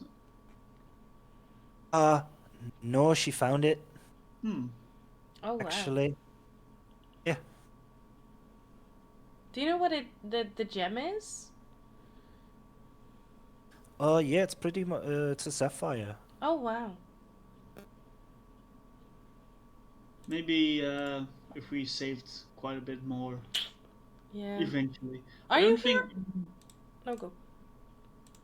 Oh, yeah. I don't think anyone here would probably have enough money to just buy it off you willy nilly. I I assume. mean, not a lot of folk that come through here, uh, can afford it. I mean, it's a nice piece of jewelry, but as soon as folk kind of learn how expensive it is and that it's magical, want to know what it does, and then when they learn what it does, they don't really care for it as much. It's magical. It is, yeah. I had a faint suspicion. Huh. I mean, to be honest, a normal sapphire necklace I would probably sell for around 75 to 150. This is just not any normal necklace. What does it do then? Well, moment you would get stabbed, Hmm. Mm. it kind of throws up a protective ward on its own, Oh, nice. Wow. in a way. Hmm. That sounds quite powerful. And quite handy for someone who gets stabbed a lot. Yeah, if only you had the gold though. Yeah. Well, we could do some jobs around town. Are you here often? Because you have a stall, you don't have a shop, so I suspect you travel around. Yeah, I'm here for about 2 more weeks. Then I'm going to pack up shop, go to Orosh, and I kind of travel between the two places. Sometimes when I need to resupply on some of my equipment and stuff, I make a trek to Walton Keep to the north. Kind of depends on what I need, if my supplies can come in, yes or no. So most of the time, I'm like staying for a month, then I'm leaving. Interesting. Well, we might actually be here once you come back. So, Yeah, who knows? Most of the time, I'm on this market square, unless my spot gets taken. hmm. But there's a lot of rotation between the merchants, you know. So most of the time, you can find me right here. Oh, that's cool. Good to know. Yeah. Good to know. Alright, looks like my thingy is done. He scrapes up the powdered diamond dust in a bag, ties it closed, and shoot it back and the diamond. Right, there you go. Yes. Thank That you. should suffice your needs. Hakan, Yes. Would you be the one to carry this? Because I think that you're the one who would be able to use it, right? What does it do again? Revivify. But I already have a Revivify. Yeah, but you need the diamond to cast it. Oh, yeah, I'll take it. Would you also like to take the diamond dust? Is that something you would be able to use? Yeah, I think so. I think there are spells. But I'm not. I have to research a bit more. But I think there are spells that use it. But I'm not entirely sure if there's spells that I can. And otherwise, well, if you research and you can't use it, we can always see if we can sell it or. I know some of the elder druids used it for a restoration spell, but I don't remember. Oh, well, could be useful anyways. I'm not sure if I'm pretty sure I cannot cast this spell yet. I'm not entirely sure if it was for the greater or the lesser restoration. That's always good to hold on to. Yes, that's why I was considering it. Good. And I know there's more spells that use it, but I don't. I'm not off the top of my head. Well, can just hold on to it for a little while, at least. Yeah, I think we don't need to use it. And even then, there's probably some wizard that wants it at some point. Yeah. So even then, we can still, find a market find a buyer for it. That's also true. Fair enough. Thank you for your patronage. I'm gonna close up shop. Yes. And thank you very much for And your help. I'm gonna go for my nightly entertainment after that. So. Ooh, what would that be? If If I'm allowed to ask, if you don't want to tell me, that's fine Oh too. no! It's not one of the pleasure houses. Don't worry about that. Okay. No, tonight is one of the fighting nights at the Thundering Rapier. Ooh, that sounds interesting. But we don't talk about fighting knights at the Thundering Rapier. First rule of fighting night. First rule of fighting knights at the Thundering Rapier. We'll talk about it. Oh no, we're gonna check if someone gets their skull bashed in again, trying to win a lifetime supply of booze. Oh, that would A be lifetime nice. supply of booze does sound pretty. I might be interested in competing in that. Are you sure? Yes, I am. I mean, I would say come by tonight, Missy, and see if you can take one of the spots. Yeah. Ooh. Is it just physical fighting? Is it weapons allowed or just fist fighting? Pretty sure it's fist fighting. You're pretty sure that you've been there multiple times? It doesn't make sense. Oh, we can Most just. of the time it's fist fighting, but sometimes on special occasions they allow special rules. Not sure if tonight's one of the nights, but We can always check it out. And I mean, we can just gamble a little bit. Ooh. that is also a possibility. Yeah. Oh, that's And now I good. have some money, so let's gamble it away right away. Put it all on me. I'll win. It's fine. Maybe I'll see you tonight then. You can fight it on the western part of town. It's Western part of town. from the outside it looks like a big tavern. Big dark wooden foundations. Open top. Okay. And yeah, you'll see why. Okay. Not gonna spoil the surprise for you. Oh, that's lovely. Maybe I'll see you fight tonight. Yeah. Yeah. I'm gonna put money on your opponent though. Oh, don't As he's closing up cases, closing up his card. you? See you there, I guess. Yeah. Oh, that's nice. I want to do that. Are you sure? This really doesn't sound like a good plan. Why not? Lifetime supply of booze. I mean, you get knocked out quite easily, right? I also have this, and I show him my mutagen of strength. Yeah, but that might not be allowed, is what I'm saying. Hey, if I take it beforehand, nobody knows. And It that's lasts until I go to sleep. Oh yeah, you can. I mean, if you go to sleep. If with, if I take it now and we go there, nobody knows. No, that's true. I'm not holding you. I'm not saying you shouldn't. I'm just saying it might not be a good idea. Oh, I just think it will be fun. Yeah, We'll it see. might be. I will put You money on it. guys You're fine. make your way back, probably to the Titan of Cinders first, making your plans for the evening. We're gonna take a quick break. Yay! Right. Sick. See you guys in a bit.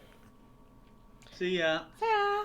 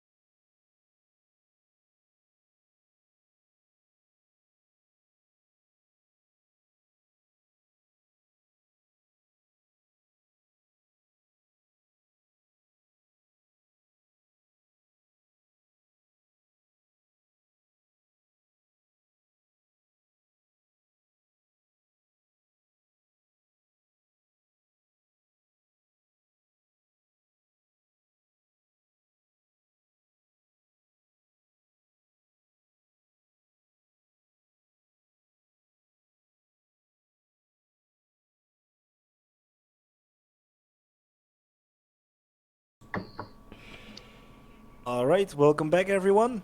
When we left off after a little bit of shopping and diamond cutting and stuff like that, our group was making their way back to the Titan of Cinders Tavern. When you get in, uh, most of the tables have been like scooched over to the side a little bit so that there's kind of like a dance floor built. There's a band actually playing in one of the corners. There are people dancing, there are people drinking. It's actually quite lively in here. Um, your two companions, unfortunately, nowhere to be seen. They must be out shopping themselves. Yeah, or planning something, or being hunted by God. Getting you a gift bag, bag of bat guano. I mean, I do Would be have fun. some, so. Fair. Actually, how long do we have? No, probably not a good idea to do it here. No, I think for this time, I might set like a mandatory trip to the desert if you actually want to make it. I mean, we are in the desert, but I mean, I know what you mean. Probably at least a couple of miles out of town. Yeah, so if it actually does blow, not everyone can hear the explosion, so there's like people running after you, so we have to get out and stuff like that. To be Accidentally fair, built I some am working nuke. on a way safer ignition system Okay. with ball bearings and heat metal. Ooh.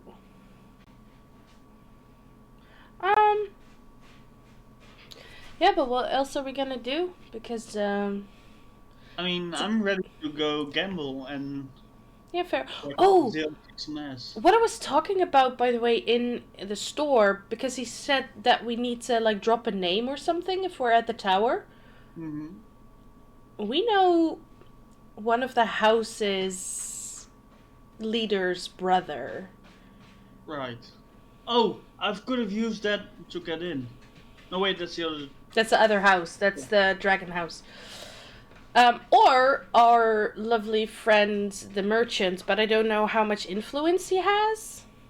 Yeah, and they also told us that the guilds are kind of.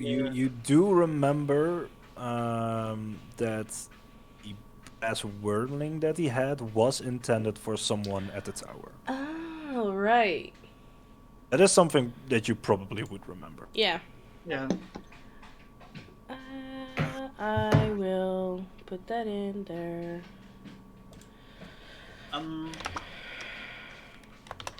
Yeah, but the guilds are kind of not accepted at the tower, I believe. So maybe not use the guild guy's name. Why wouldn't it be accepted at the tower? Was that a thing But that we they're heard? No, because the guys, the Crusader guys in the Spire don't like the guilds, and vice versa. Then Jedra could be a good. It's Yeah, kind of like a power way in. play between the houses and the inhabitants of the tower. Oh, that was Um, it. Yeah. Like the houses are kind of like the rulers, but people in the tower actually want Kova to rule, but he's not interested. So it's yeah. Yeah. Also, if you find some kind of like, some like sort of mission board or something, that would be really nice. Do some missions. Yeah, we can look out for one of those on our way to the fight. Yeah, like if we could do some stuff without involving either the Spire or the guilds, like just the group. Yeah, neutral. Yeah. That's good. At least for now, until we know what the rest of the party is going to want to do. Okay. Yeah, sure. But let's kick some ass in. Yeah, I take my mutagen. All right.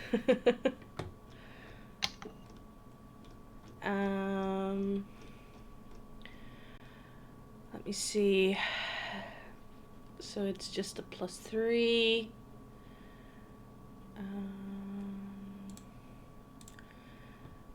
What is an unarmed strike? It's decent. You Okay. know what? If you're not proficient with unarmed strike, I believe damage calculation is 1 plus your strength modifier. My hit DC is +5 and my damage is 3, so I guess that I'm proficient with it. Then I guess you are, yeah. Because it automatically says so on my my D&D Beyond. All right, Cool. pretty good. And with the mutagen, that becomes a +8 and a 6 to hit. So, Very nice. All right. it's decent. Right, you make your way through town, westward. Keep an eye open for the description that the Duergar jeweler Oh, gave you. Sorry. Yeah. Just had to interrupt you real quick. I make sure that we drop off the diamonds and stuff at the inn. I'm not carrying the valuables with me. All right, you're leaving the valuables in your Yeah. locked rooms. All right. At least that's what Cork's going to do. I'm not sure about the rest of the party, but Yeah. Right. I hope we don't need to revivify right away. Oh, I hope so. I take my potion of healing with me just in case.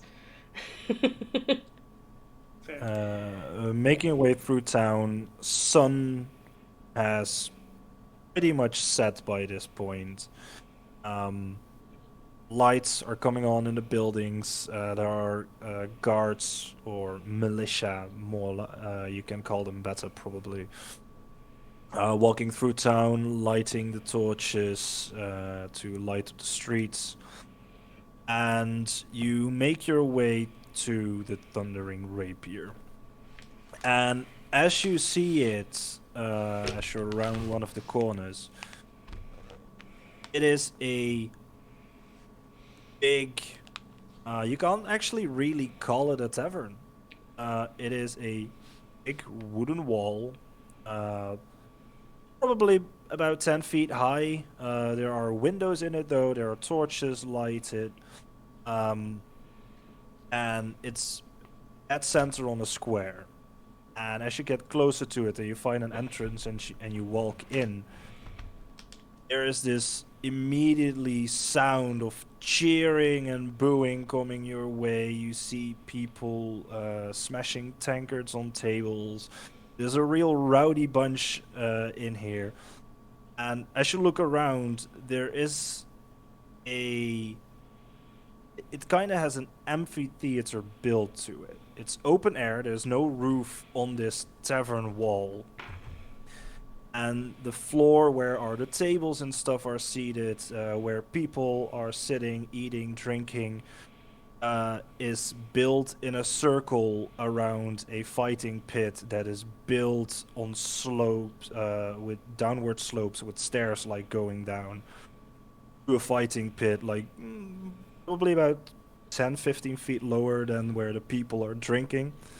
And as you walk in, you see currently in the pit, you see this pretty poor dwarf, scrawny looking, no shirt on, big bushy red beard, getting the shit kicked out of him by this half orc burly looking fellow.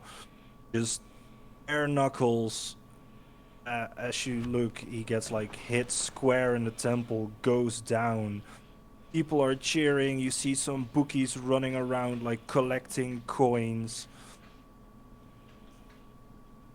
Probably the most interesting sight you see, besides how rowdy the folk is. You see, like in most of the other taverns, you would probably see more normal folk. Most people here are kind of dressed as if they could be mercenaries, or they look trained, or they look in some shape or form a little bit more rugged than your average folk. But all the way in the back, in one of the corners, pretty much right next to the big bar where people are getting their drinks from, you see hunched over next to this slightly bigger table with a tankard that's probably like half the size of your torso. You see this hill giant sitting down, just slouching, tankard, sipping from it, and just solemnly looking around a little bit. I nudge Cork, and I'm like, would that be Kova? The big leader? I think he would be a fire giant, if I'm not mistaken. But that definitely is a giant. That'd be weird. Don't think I've ever seen one in an establishment like this. Interesting. Yeah, One wouldn't interesting place. looks cool. I'm down. As you're kind of looking around, you feel like this nudge in your side. You look down, you see the Duergar goes like, "Hey, you made it! Yeah, we did. You ready to fight then?" Oh, I am. I already talked with the tavern keeper. He said I told him I found someone crazy enough to go for the prize money fight. So Oh, so there is something else than just the prize money fight. You didn't tell me that. I mean, technically, anyone here in here you can fight. People can bet on it if both parties are willing to. But for the big prize and a lifetime supply of booze, you're fighting that fella, as he points to the Oh. giant in the corner. Okay. Are you still? You still want to do this still? No, she can take him. Easy. I mean, I believe in you. Let's say that. But he is mighty big. And even if she dies, I can save her. I look at the guy and I try to take him in. If I look at him like that, do I think that I can take him with my mutagen? Make a check. Are we going for that? Insight?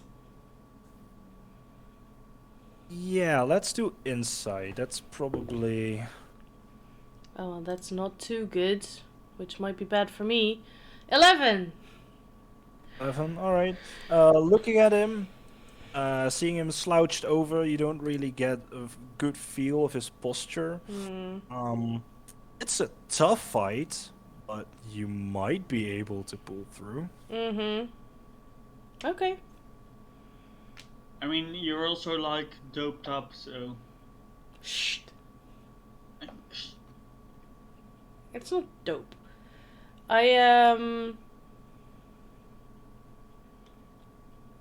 At this point, you see this Goliath walking up, and he goes like, "Hey, daughter, is this the girl you were talking about?" Oh, yes, I am. All right. Find you in for next 10 minutes. Get ready. Okay. Tell my brother to get ready as well. His brother. Oh, dear.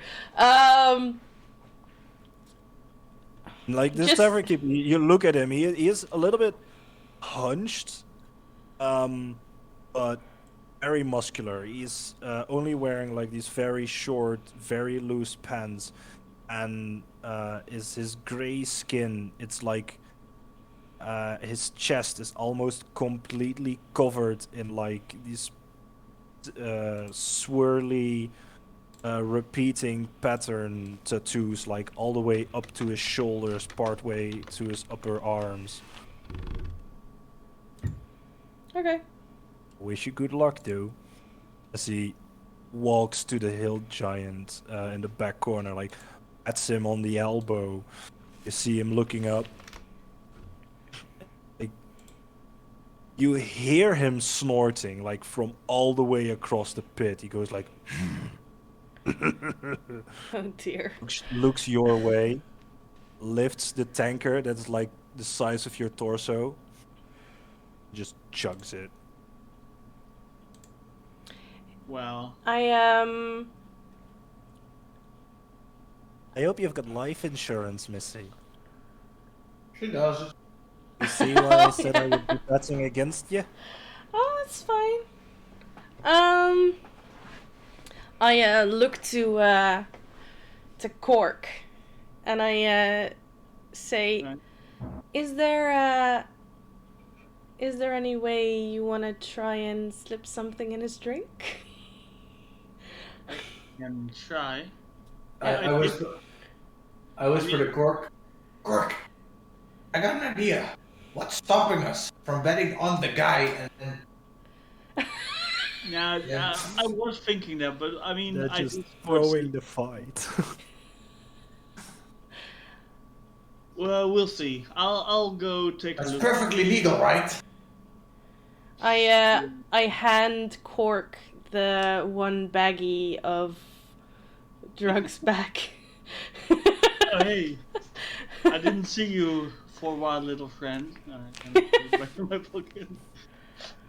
And Yeah, I, what? I make Little friend. I move to. Is there like a designated area for fighters to go and prep? There is like a small rope fence built around the pit itself, Mm-hmm. um, where guests are not allowed to cross, but there are like a few folk walking around there, prepping up fighters, people who want to join in. There are like two healer-looking fellas who are like now carrying up the scrawny dwarf from the pit, trying to get him back to consciousness. But he looks out for a while. Okay. But yeah, there is like a designated area for like fighters and VIPs. Okay. So I move there, and I leave the drugs with Cork.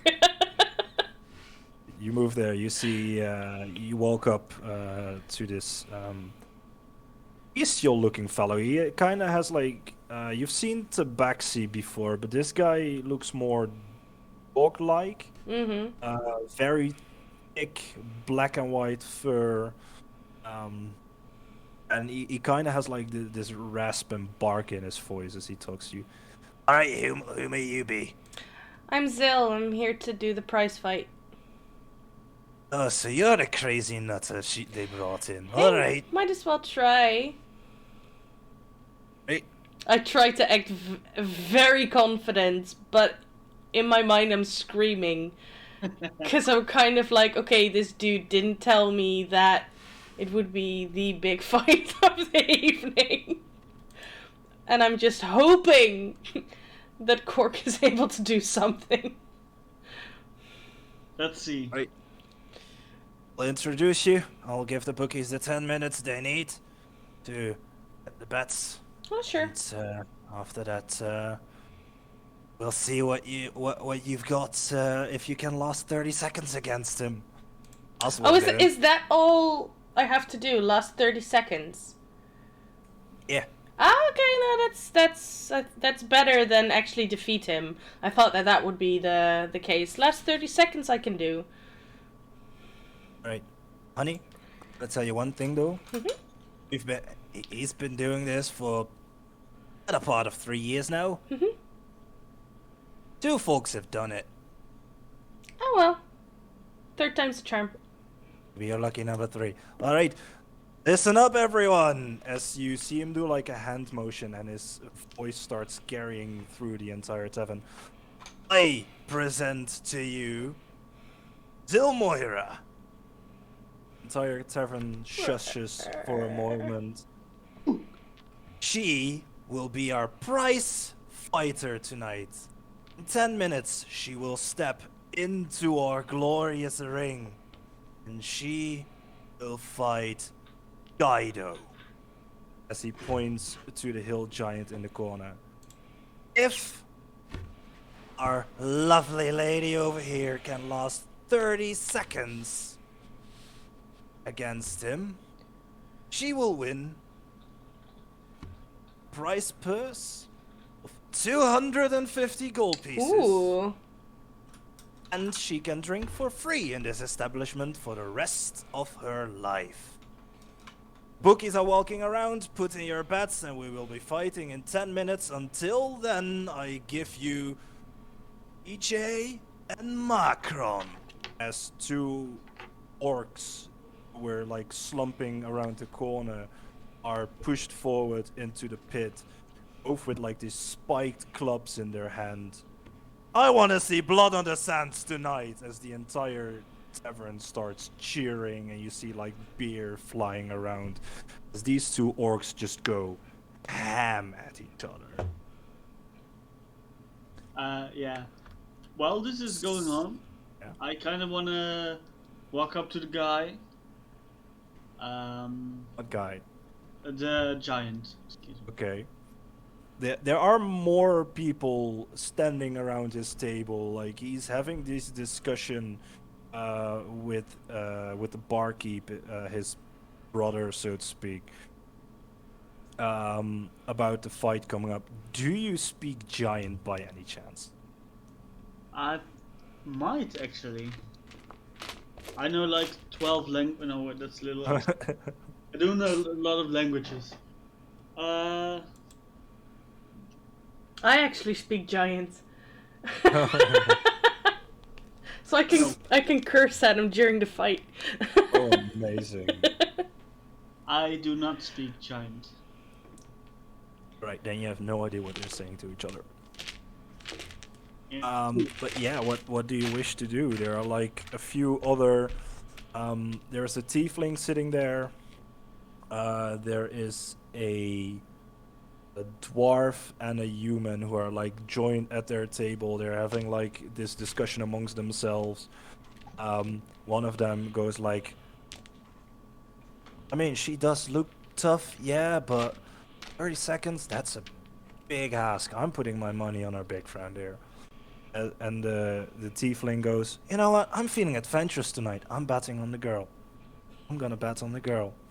And if she does win, doesn't win, I'll be buying you rounds for the rest of the night. But does that sound? The dwarf just cheerily agrees. Yeah, that sounds lovely. Free drinks for the night. Yeah, all right, let's do that.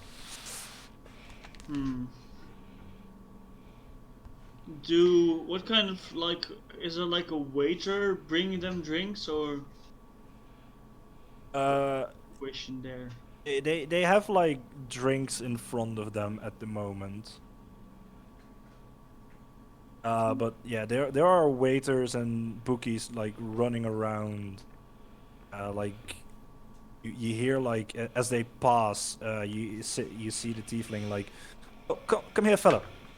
We're ready to put in our bets.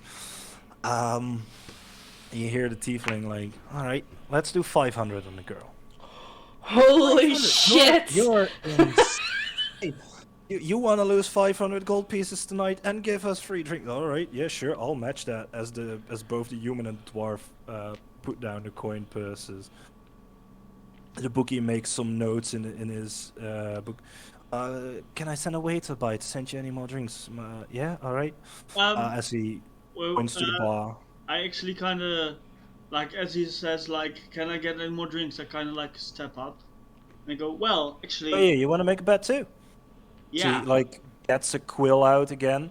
I honestly think my friend over there makes a chance, but I'm gonna be very sporting. So, can I get you gents a drink to pour some courage into you? And who might you be? Oh, I'm Cork. I'm kind of her best friend. Say it as nonchalantly as possible. And you want to buy his drinks? Why? You know, just as a friendly wager, I have 60 gold here, and I kind of pull out my pouch. That's all I've got, but I want to bet it all on my friend.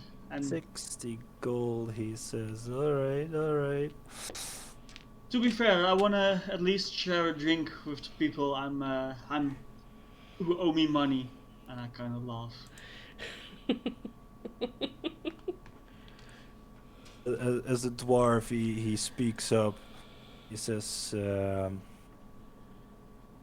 "Over, you hear that? This guy thinks his girlfriend will win." Whoa, As the Goliath, he looks up and he goes like, "You're right. She can beat my brother over here. just Are you to willing to bet against him? You'll just lose your money." Well, we'll see about that. I put the 60 gold on the table, which is, by the way, all the gold that I have left. Which, All right. The odds are 1 to 5 against Now you. I get why you were so amazed about me having actually having money. yeah.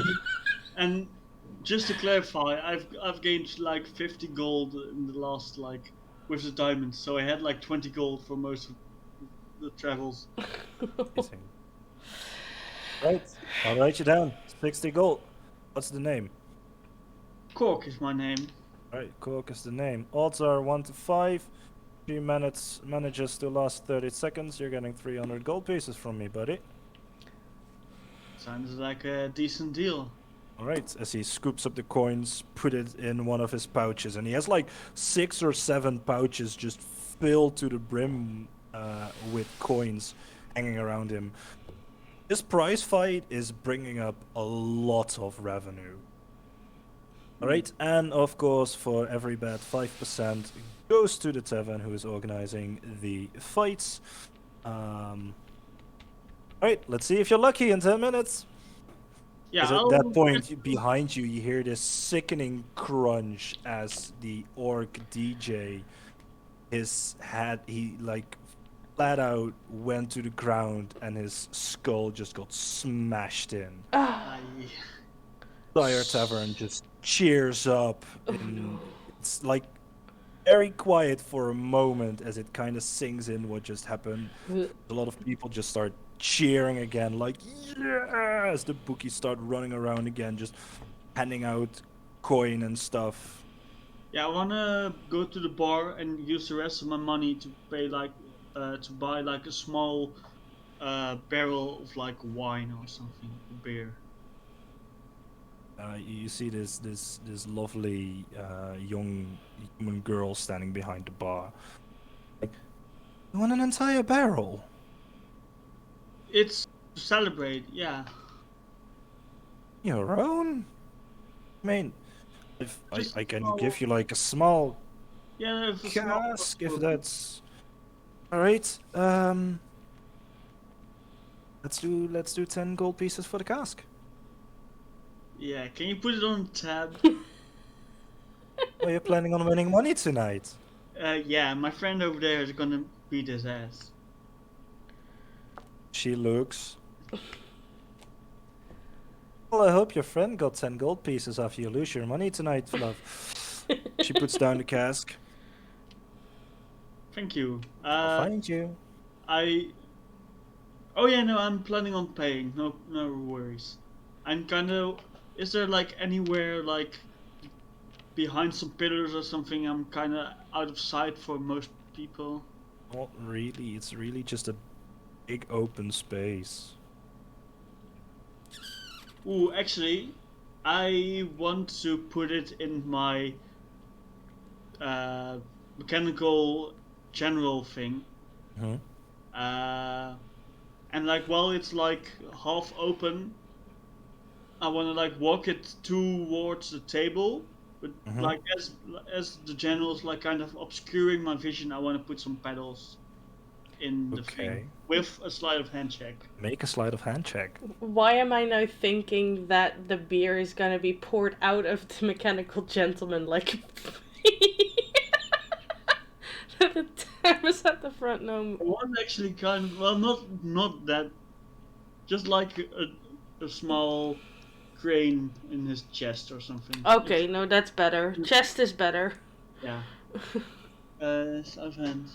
The automaton is walking, so you're like putting inside of its ass. Sure. Oh. Wait. getting some more d20s in case this goes wrong.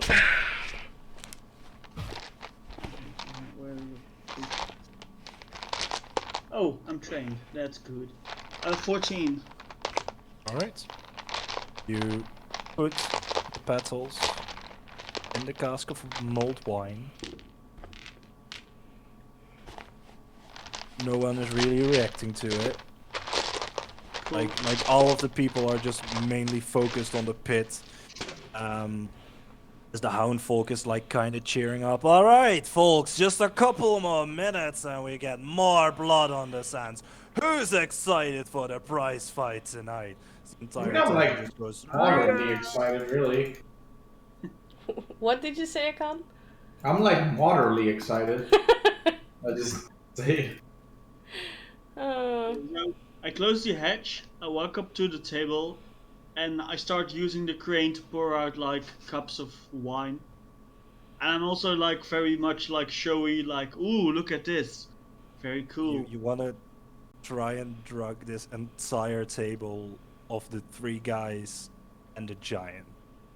I don't really have a choice. I also poison myself because I don't want to look suspicious. Interesting. Okay, so you pour 4 normal glasses and like the rest into a tankard for the giant or something. All right. They look at you. They look at the automaton and he goes like, "All right, you're buying us drinks." Of course. He looks at the tiefling and he goes like, "All right, Belle. It looks like you're not the only one paying for my booze tonight. I'll have some." Yeah, I'll make sure that I'm the first one to drink. Just to like not raise suspicion. All right. Do I need to roll for anything? Make a Constitution saving throw. What did I do? And all 3 of them, they take their glass and the giant goes like, giant, you don't understand what he says. He goes like, as he just starts chugging the cask that's left. yeah, I rolled a 6 in total. 6 in total. Yeah. All right. Drug for you starts taking effect quite quickly. Right. You start seeing like auras besides people, and in that way their form starts shifting. You feel a bit nauseous about it. Like it's kicking in really hard. Yeah. I'll just... Sorry. But for the next hour, in case it comes up, you have disadvantage on all attack rolls and strength checks. Right. Oh, I'll dear. just kind of slump down on one of the seats at the table with the rest of the guys. Go. Right, I'm gonna throw some saving throws for the other ones. I'm actually getting really warm. I'm like blushing. You start noticing that both the human and the tiefling, you see them like blinking with their eyes and they're like, what? That's... Ooh, that is some strong stuff. This is making the night way more interesting. As the dwarf is just sitting there like, what are you guys talking about? It's just regular mulled wine. Oh no. I mean, you guys are being fucking wasted. That's why you're betting 500 on the fucking girl. As he rolls a natural 1 on his insight check to see if they're drunk or drugged. Now for the hill giant. Come on. Alright. Is this actually gonna fucking work? Don't tell me. It's more fun that way. You see him like he chucked the barrel, and as he stands up, he has to grab the table for a moment, but then he stands up straight, shakes his head for a moment. I want to, like, Good wine. So he just pulls up, he puts up a thumb with like this gross, gnarly-looking fingernail. I would kind of raise my glass while I'm like slumping in my chair. Just Oh dear. All right, folks. And now, the time you've been waiting for the entire night. The prize fight. On this fight of my arena, we have Silmoira. Yeah. Not really sure how to further introduce yourself, girl. Silmar is fine. Survivor of the desert. I don't know. He's an unknown to me. Breaker She's of crazy enough. curses. Breaker of I like curses, that. defeater of giant sharks. Survivor of dragons. That's a good one. And on the other side, we have our very own Dido the Hill Giant. Crusher of bones, destroyer of pillars. Alright. As you all know, I'll explain the rules one more time, so we be clear. This fight will last 30 seconds. If Moira is still standing by the end of those 30 seconds, she will win. If she manages to knock out Guido in those 30 seconds, she will win and double her prize pool. Ooh. If she gets knocked out before those 30 seconds are over, she lost. No real reward or punishment after that. You got fucking knocked out. Fighters, if you could please settle yourself into the ring. And when I say go, we want to see blood on the sand. Yay! Cracking my Everyone knuckles. Cheering, going wild. As you see, as Guido, he like walks down the steps. Not really a quiver in his step. He looks straight up, kind of unaffected by what was just given to him. kinda. He might be. As you both step in the ring, people are getting quiet. And I want you to roll initiative. Okay. New die. One I haven't rolled This is today. still Moira rolls initiative, right? Yeah. Only Zelmoira rolls initiative, yes. Oh, this is actually good. Unless something goes terribly wrong. 17. Alright. As you both step into the ring, a L is rung, and you immediately dash forward and you got the first swing. What do you want to do? Wanna... Because I'm somewhat smaller, I wanna hit him twice very hard in the nuts. Yes. Alright. They'll Go do. ahead. And they're all unarmed strikes, right? Yes. Okay. Actions... He's like only wearing like this Loincloth. diaper looking loincloth of this nasty brown leather which has been stained. You're not sure by what. The first is 16 plus 8, so 24. It's And the second is a 5 plus 8, so 13. just hits. Okay.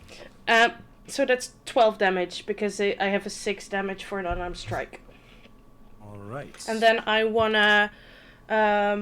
so I punch him in the nuts, and then I wanna go in between his legs to his back end to kind of get out of his arm's reach. I don't want to move Right. out of his melee range just yet, but I just want to move to his back end to, Right. like, so he has to Like, turn around, dizzy him a rush bit. forward and like these quick punching backs. You're like doom doom both his nuts. You see him like grabbing low for a moment. The mixture wins. As he like screams like in giant, you're like puny little girl. I'm As sorry. he shifts his feet turns around and with a in his turn, like his first strike comes like a wood hammer to your side. Mm-hmm. His first attack is going to be a 26 to hit Oh yeah, that hits. for a total of. Oop, nah, I'm dropping dice. Ah, good. Means less damage.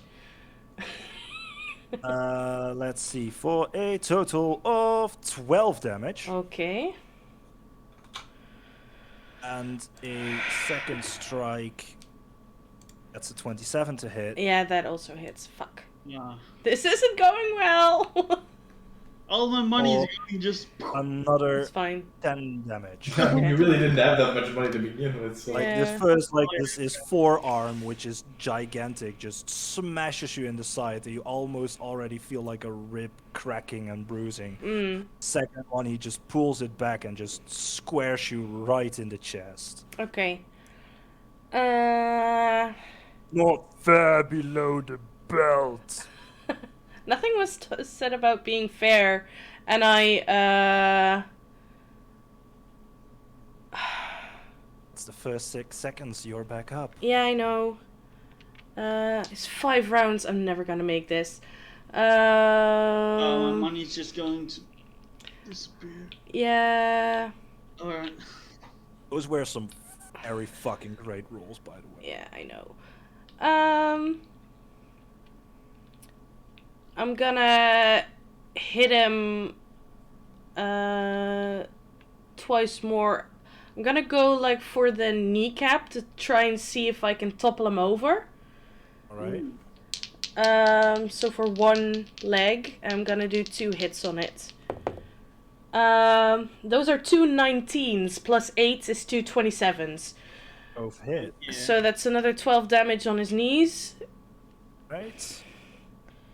And do I manage to like knock him over or not? Make a strength check for me. Come on. Just straight strength. That's a 17. Right, you like buckle him in one of his kneecaps, and you feel something cracking. You're not sure if it was your knuckle or his kneecap. Uh-huh. But he goes to one knee, Okay. not completely prone. okay. As you had the same roll. Okay. I want to move out of his melee. Do I want that? It might, like, make it more quickly. Did I?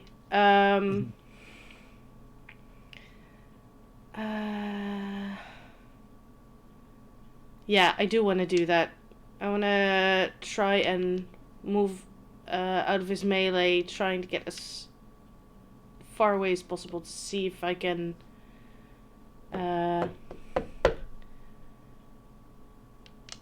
like at least lose 2 hits. I'm already going in survivor mode. This is so bad. Yeah, we're His fucked. attack of opportunity is a 16 to hit. It just hits. Well, yeah, it hits. 15 just hits. That's 11 bludgeoning damage. Fuck. You start running away from him, and you hear like the crowd, like you hear like a few voices. She's running already. Knew I should have bet against her. As you get hammered in the back, and you feel like part of your shoulders just cracking, and you face first into the ground, just barely getting yourself up.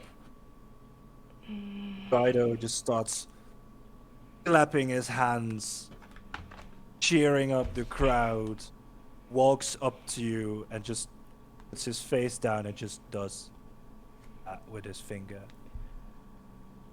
Okay, so he gives me a round. Okay. Free shot. Okay, I hit him twice in the head.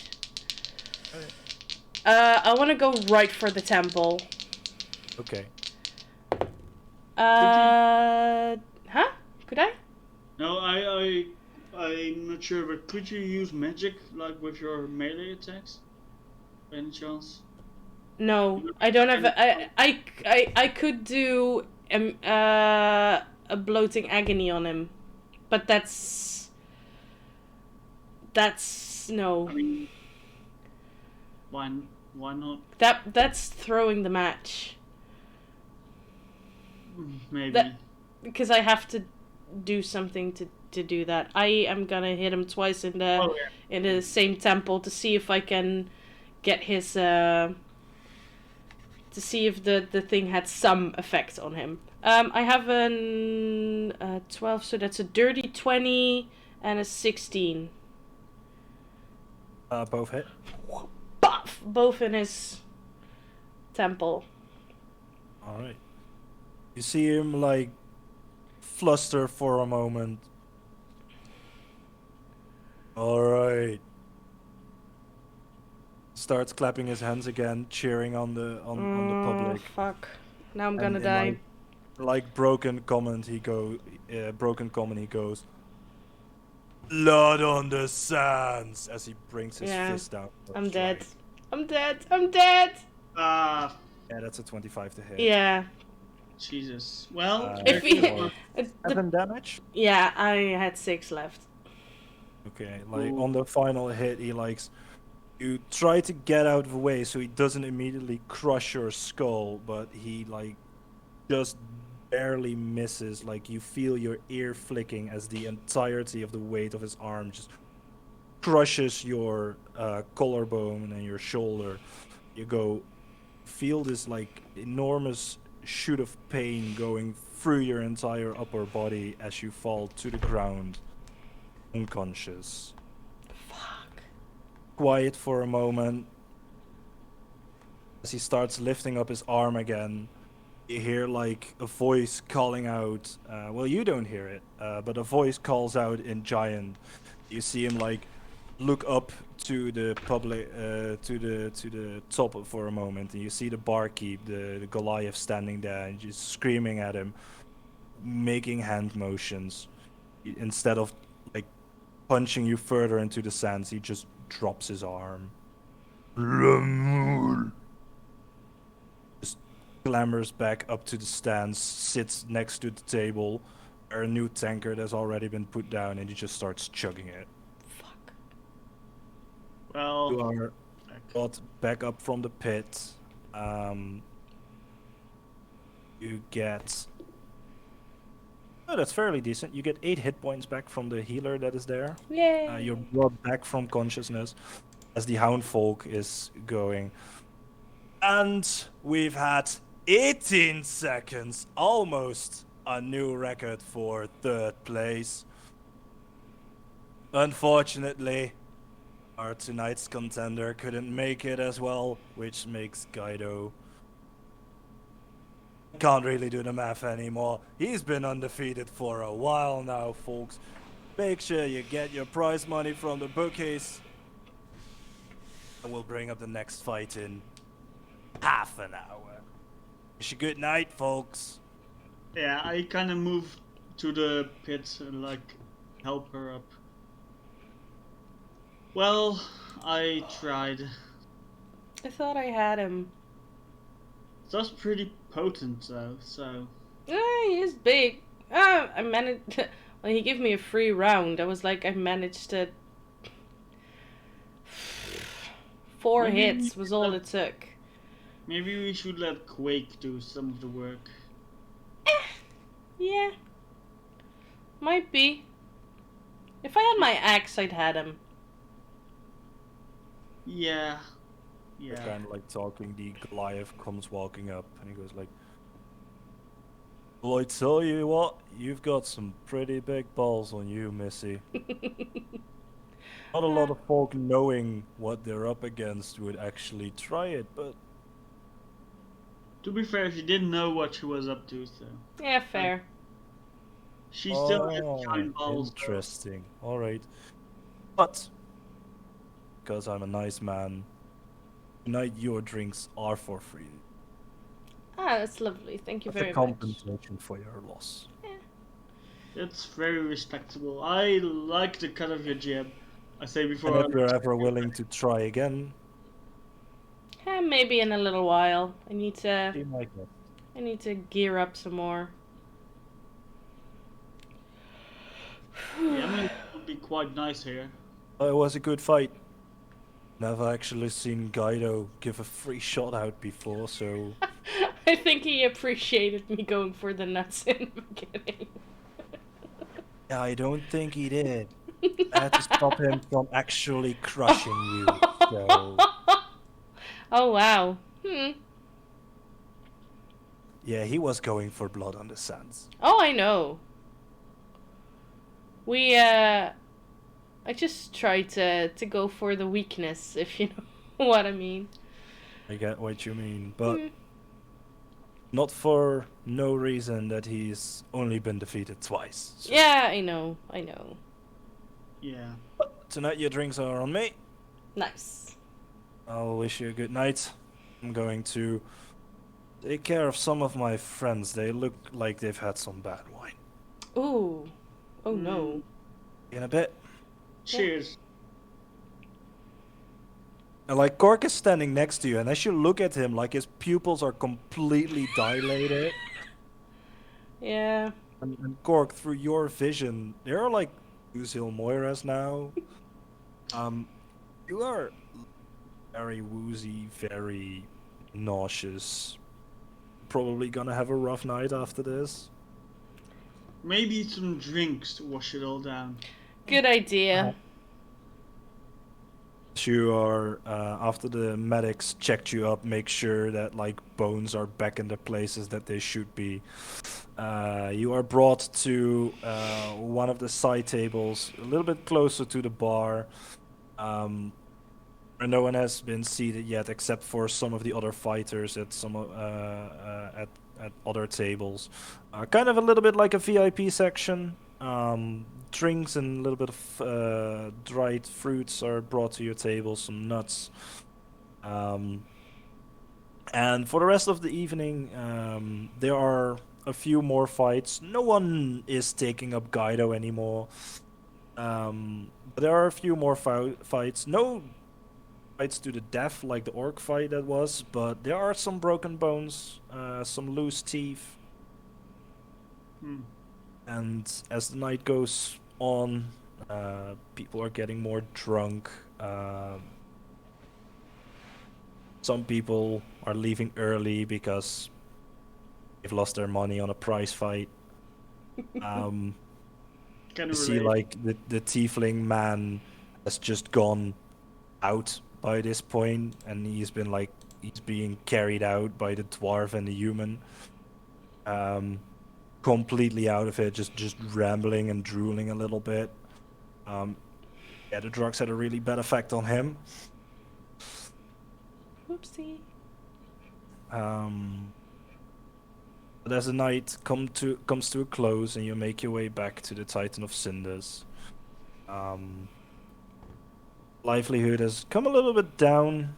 People are going to sleep later in the night, having to get back up early in the morning before the heat really starts to do some business and stuff. Still have some free time for the night if you wish, or you can take a long rest, your night's rest, and progress to the next day. Yeah, Quark's probably going to rest. Yeah.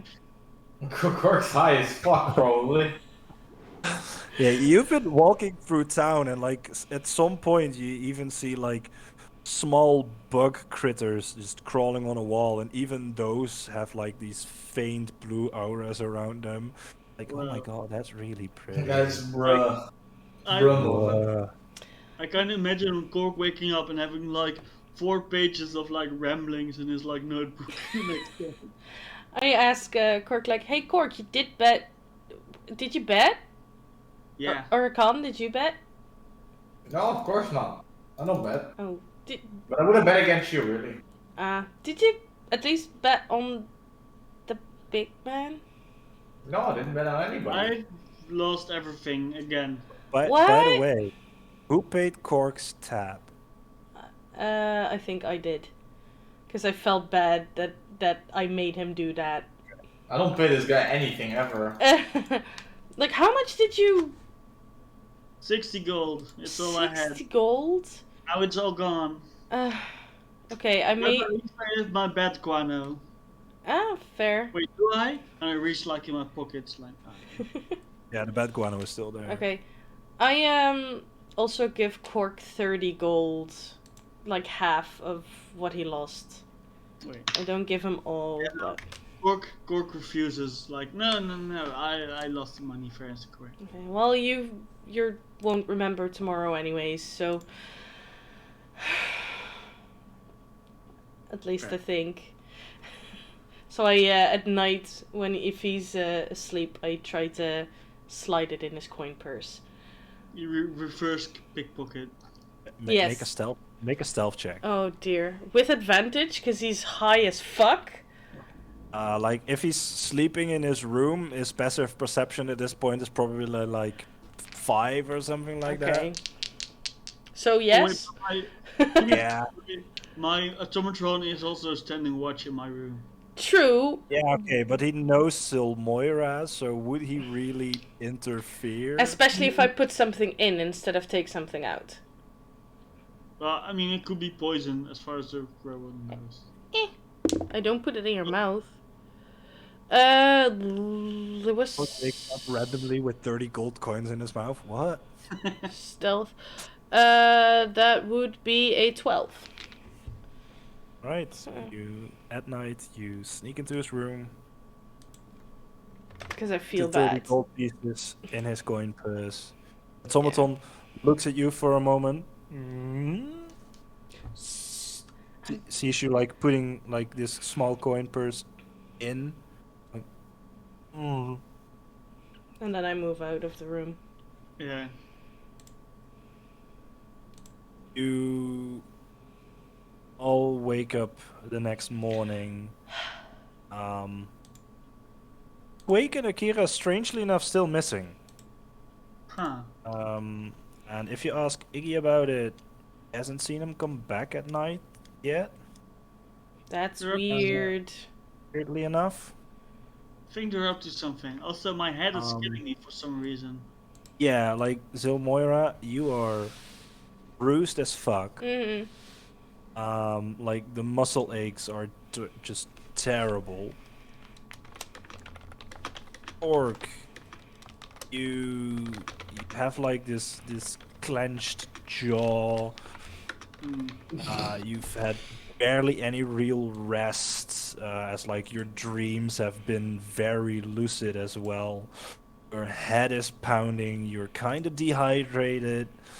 So like at breakfast you have like this giant carafe of water. You just probably chug it. It's like 2 liters and it's just gone. That's how dehydrated you feel. Hakan, you feel fine. Oh yeah, of course. I didn't do anything. Yeah. You've had a pleasant night's rest. Man. Yeah, I do kind of feel like the fight was a bit disappointing. Does I was anyone like, is this really what the fight clubs are like? I thought it'd be more fun. Does anyone remember where the half my money went? Half? You bet it all. No, right? I have 30 gold here. You bet half your money on my fight yesterday, and you lost because I got like bludgeoned. Oh. Aw. Are you alright? Could be worse. Mm. I've had worse. Good thing it's just half my money though. Yeah, I've bet all my money. yeah. Good thing. Can buy a lot of bad guano with this. True. Speaking of which, I also found a pouch for the bed guano. Oh, that's good. I think I'm. I mean, you probably still remember that. Just anything from around the start of the fight until you went to bed is very fuzzy. Yeah, fair. So I think I'm going into the desert for a bit, if you know what I mean. Okay. We might also want to go and find out what happened to the boys, but try and True. find them, but I mean, this won't take all day, I hope. okay. It's 4 or 5 miles outside of the city, not too far away. I'll take my trusted companion with me. You can come, but it's kind of boring. I mean, you guys stuck with me last night when I wanted to do something, so we can stuck with you if you want to do something at a safe distance, though. Yeah, that's probably a good idea. Might also be a good idea to go at night, because in the day it's very hot. Yeah, might actually set something off. I don't Yeah, know that's if it's gonna be probably- that hot, but I mean, it's kind of unstable in its basic form, so... It's more stable in its not basic form. You mean to say? Yeah, I can just hold it and I take out the thing and I hold it in my hand. It doesn't do anything. Unless I Well. want to. I quickly put it back as soon as I realize, wait, maybe not. Take out the bomb in the crowded tavern. well, to be fair, not everyone knows. Almost no one would know what it is, so Oh, yeah, true. it's not like it looks like a stick of TNT. No, it's... I also, I just imagine it like being a very classical round, like, bomb with, like, the... With the clock on it. You're kind of like a smoke bomb. Oh, with, the like, black ball. Yeah. Ah. It's kind of that's how I was imagining them. Yeah. I really have not been imagining what this bomb looks like. To me, it just looks like the thing with the clock on it, like the movie. Yeah. What's a fucking clock? I mean... Core can probably make a clock, right? Yeah, I think clocks are like reasonably easy to make, though. True. The obsidian tower is basically just a giant sun thing. Sundial. Dial, yeah.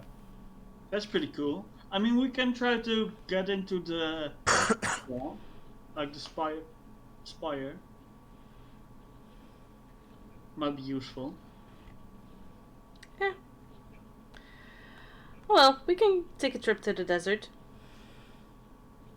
Yeah, but you're probably right. Like in the middle of the day, it's gonna be scorching. Also, sandworms and stuff. Yeah. Wish I could find a workshop or something here. Something that's kind of safe. I write something down in my notebook.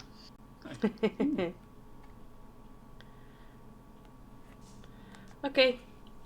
To the spire then? I mean, we still don't know. Or should we look at for our party? We really should find them, but we also kind of need to know where to go next. Yeah, Iggy didn't see them come back. Maybe he knows where. Heard them talk where they went, or. Yeah. I tried to call him over. Hot stuff. Can I ask something? Oh yeah, sure. Our companions, they're been gone for like a couple of days. One Have day. they? Well, yeah. That's fine. Have they ever told you where they are going? No, I'm not really sure actually. Very sorry, a little bit of a sore throat. Had a rough night last night. Oh, you as well. Yeah. Yeah, I had a rowdy bunch in here. I had to get them out, and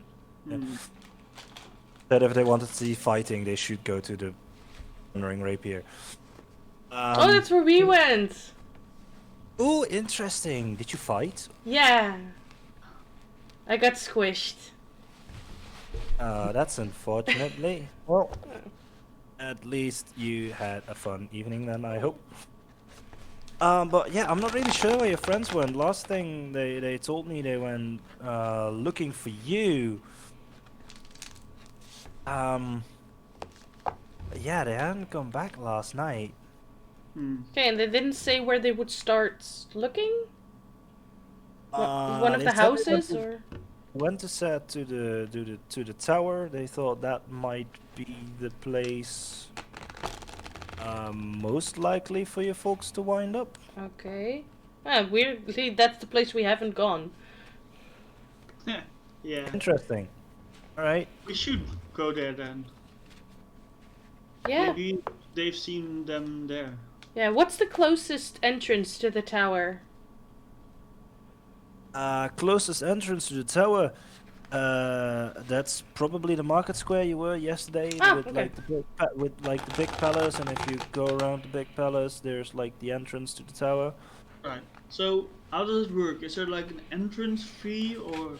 No, we had to, like, do an application. Like, Oh right. No, no, you can just walk into the lobby and maybe inquire if they've been seen. yeah, Yeah. but if you want access to the rest of the tower, you do need either an apprenticeship, a written permit. You can't go into the lower levels, ha- just never. Um, yeah, I've only been there once or twice to ask about a couple of things. Never been into the entire structure, so not sure how the application actually works. But maybe if you can say like I want to inquire this and that, maybe they can send like a steward with you and help you find it. Sure. We'll go have a look. Thank you. Right, no problem. We'll just finish our ostrich sandwich and then be on our merry way. All right.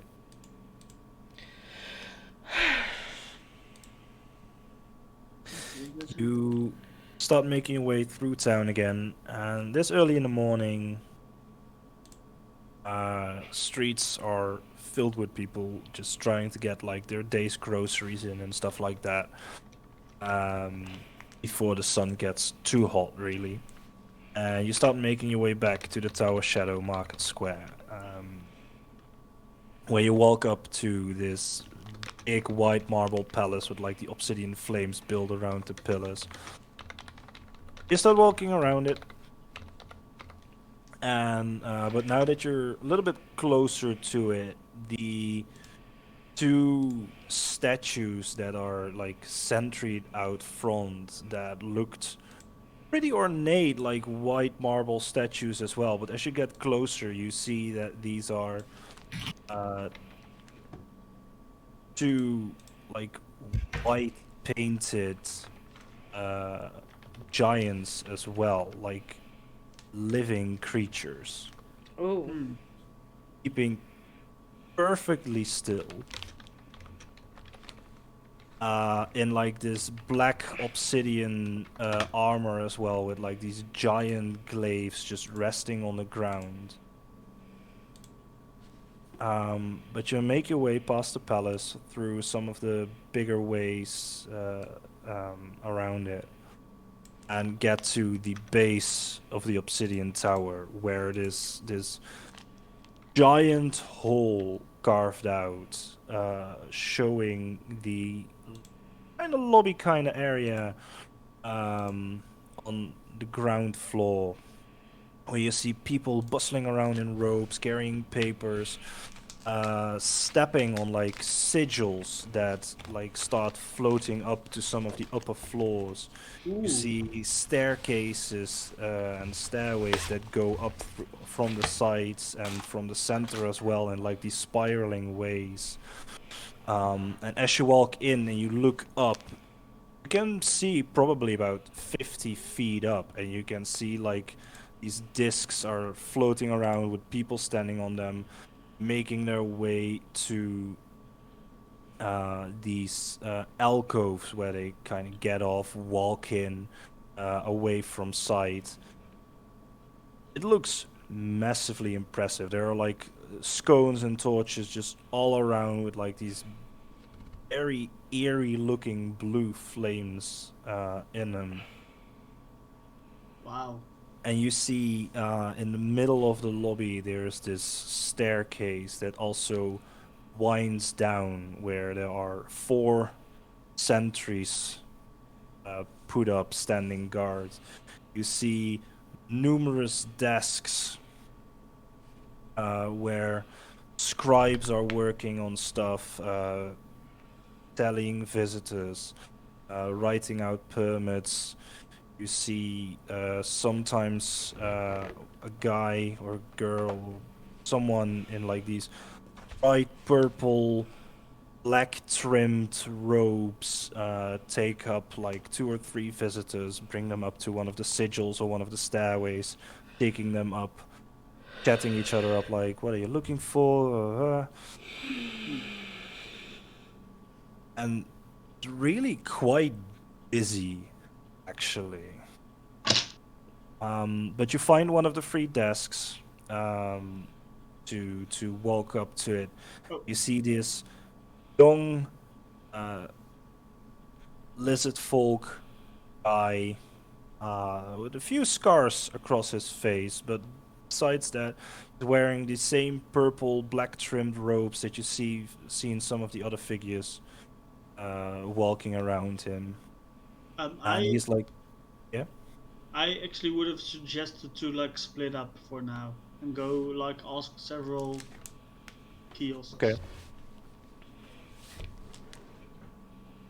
All right. So as you suggest that, let's start with you. As you walk up to like the lizard folk, Yeah. who's like stamping a couple of papers, and looks up at you. Hello there. How can I assist you today, mister?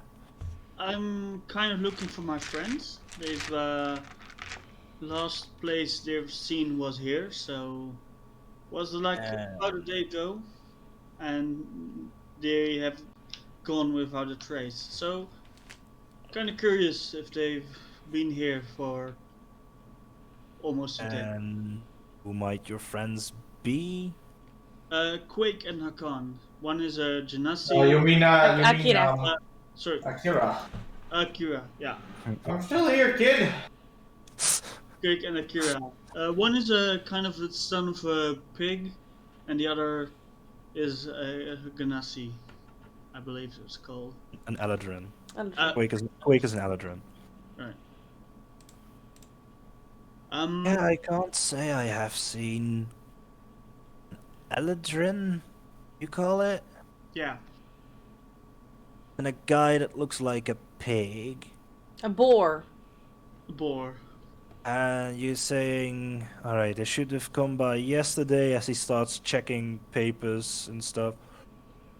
Yeah, no one has come in yesterday with those names and descriptions. Interesting. Also, can I get a paper for a permit? Quite interested in the whole place here. Alright, that depends kind of what you're looking for. Certain sections are only open for those in apprenticeship or other folks of the order here. If you're looking for, well, I'm not really sure what you're looking for, but there are sections where we can send a warden or scholar with you to help you find your search. No one is really allowed inside on themselves because folk might get lost. Yeah, no, I totally agree. I'm actually kind of looking for any books to do with technology and the art of artificery. That is very interesting indeed. Let me quickly check some of my ledgers. See, grabs like this gigantic book, like partway through a stack of other books, starts flipping through it. All right, that is a fairly new section on some of the lower floors. If you fill out this form, as he like pushes like a stack of papers towards you, like at least 20 pages thick, read that carefully, sign it, Right. and we'll get back with you in like a day or two with a permit. Thank you. Also, quick side tangent. This place gives me major oh god, what it called? The Asterix and Obelix, the Roman thing vibe. Never mind. No. Cool. Clue. Yeah, no. I'll take my time, like reading it and signing. It's probably like half an hour doing that. So. Yeah. I was Yeah, thinking more Game of Thrones. It's mostly just like terms of agreement. Like you have to fill out like, all right, this is what I'm looking for. I'm only allowed in these sections, with accompanied by a warden scholar. I agree to these terms. It's like sign it in threefold. It's basically just something you have to sign to get access. That you're not going to do anything wrong or whatever. Just keep yourself to the rules and only keep yourself to the sections that you're allowed to enter. Right. Yeah, I mean, Cork probably is the kind of guy that reads through all of it, so it's gonna take a while. As you should. No. As you should, but yeah. How many pages was the Facebook Terms of Agreement again? I don't know. Like 40 or something? No more. It's like a stack this big. Yeah. But as Cork is reading for about half an hour, Hakan and Zilmoira, anything particular you guys want to I just try? take out? another. I go to another desk and I'm like, "Hey, I'm sorry to bother you. Were you by the desks yesterday?" No, actually, no. My day off was yesterday. Okay, then you're no use to me. Then I'll go to a different desk and I'll go to a different desk. You see her like just perking up a little bit, and she goes like, "Oh, have I just?"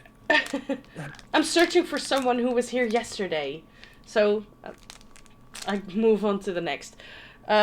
Excuse me, were you here yesterday?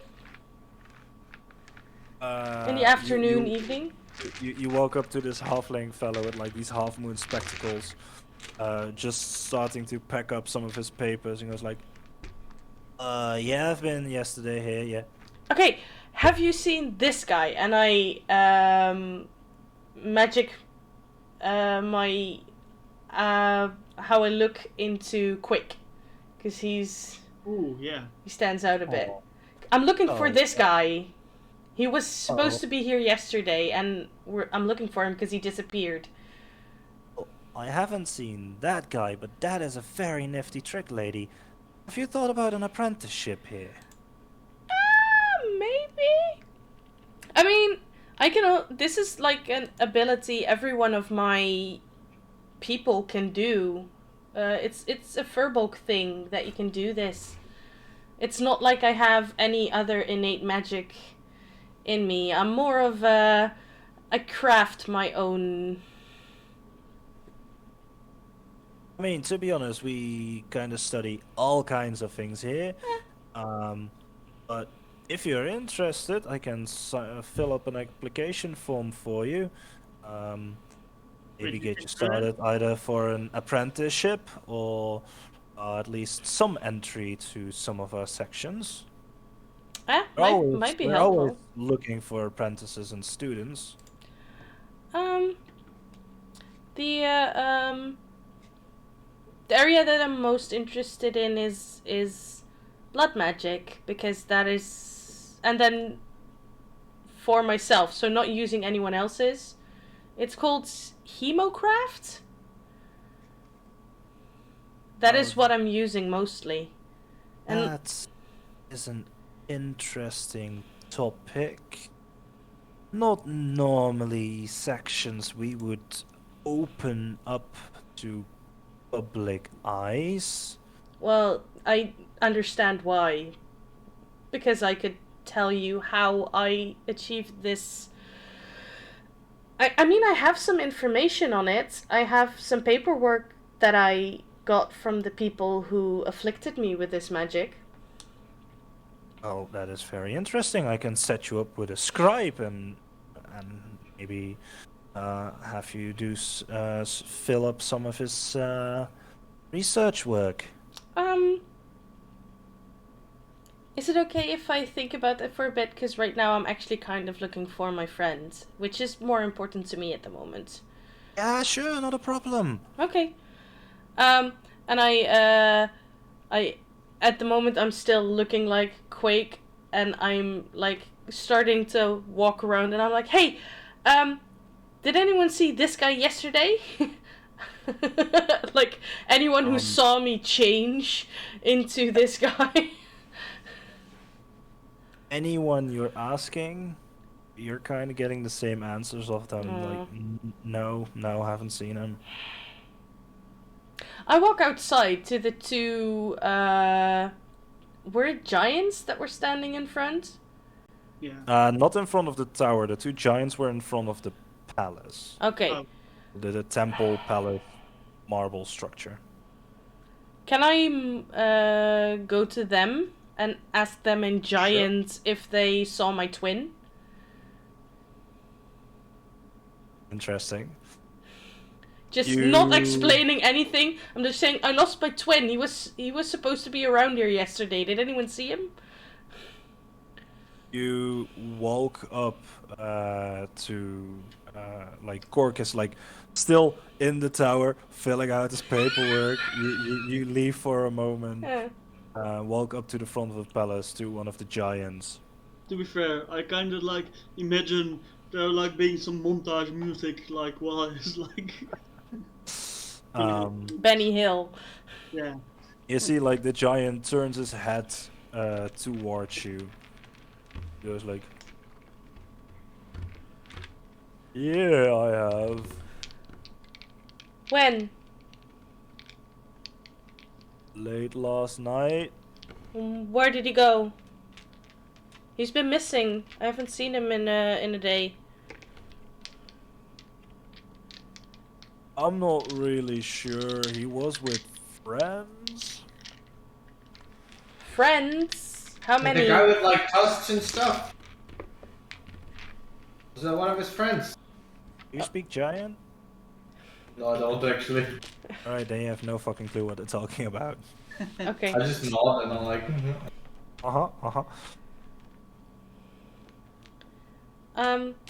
About 4, 4. maybe 5. Did they look? Did he look distressed in any way, or did he like go with them voluntarily? You see him like thinking for a moment.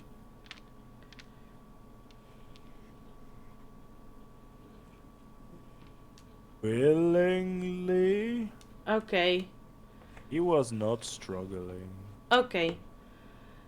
Which way did they go? That way, as he points southward. Okay. At least we got a direction now. Did you hear them say anything where they went, where they were gonna go? Not really. It was busy. Okay. Anyways, thank you for helping me. Not a problem. Okay, and I go back to Cork, who's still filling out forms. I'm probably. By this time, he's probably done. Like you've Okay. been talking around a little bit. Cork has filled out his forms.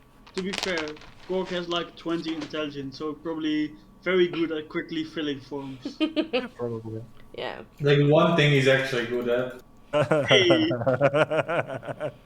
you want a bomb in that shell of yours? Ooh. Sounds painful. Ow. No, but yeah, I kind of turn around like as I'm like pushing the forms through like the little desk thingy. Hey, Alright. you guys find anything? I'll get these sorted out, and if you come back in about let's say a day or two, Yeah, we'll. and, Yeah, we'll set you up with a warden. interesting.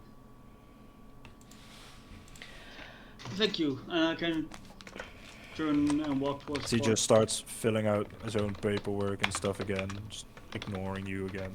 Yeah. You found anything? I didn't. I actually did. Oh. And I shapeshift back into myself. I asked the giants that were outside the palace. And you use your shape thingy. Yeah. Ah. And they recognized him, and they said that yesterday late they went southward, a group of 4 or 5, and Akira and Quake were among them. Wait, 4 or 5? That doesn't make any sense. No, I know, but they said they went willingly, they weren't struggling. So I don't know who they met or where they went. Southward. Yeah, that's the only thing I know for now. Does it ring any bell, like, in Cork's mind? Is there anything like southwards that's particularly interesting? Not really. The Titan of Cinders, the tavern that you've been sleeping, is south from here, but not too far. The only real thing that you might be able to think of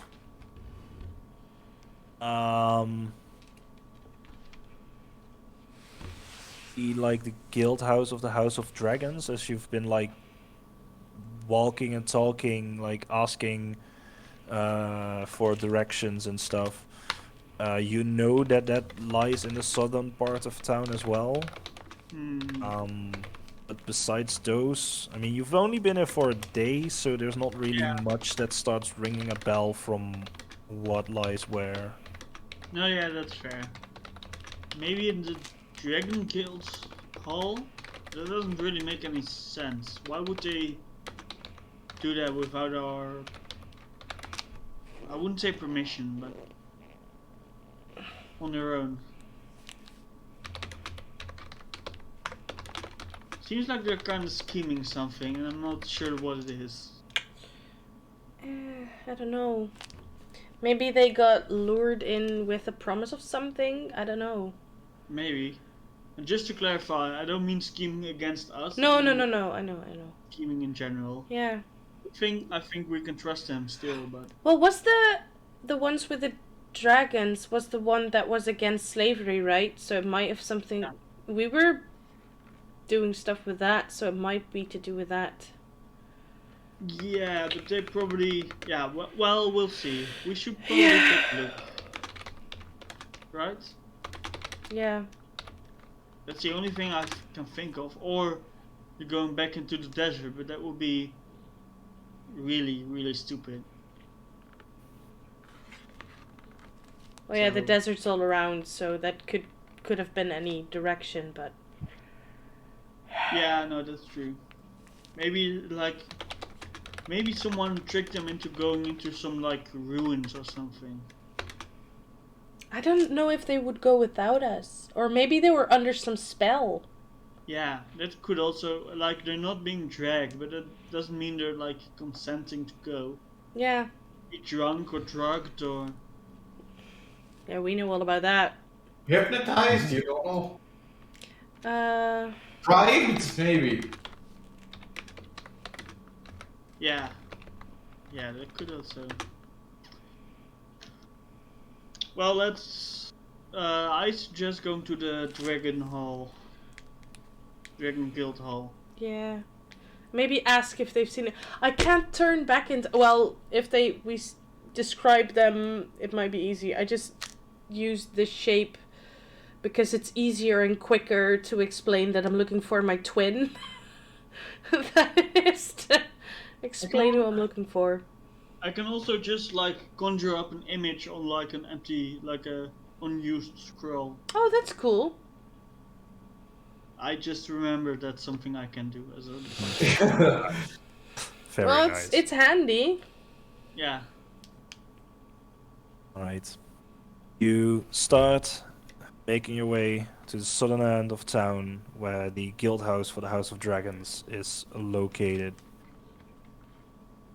And that is where we're going to end tonight's session. Yeah, alright. I Oh felt it. boy. I figured as much. Yeah. All right. That was certainly interesting. I already know what this episode's gonna be called. I have no idea yet.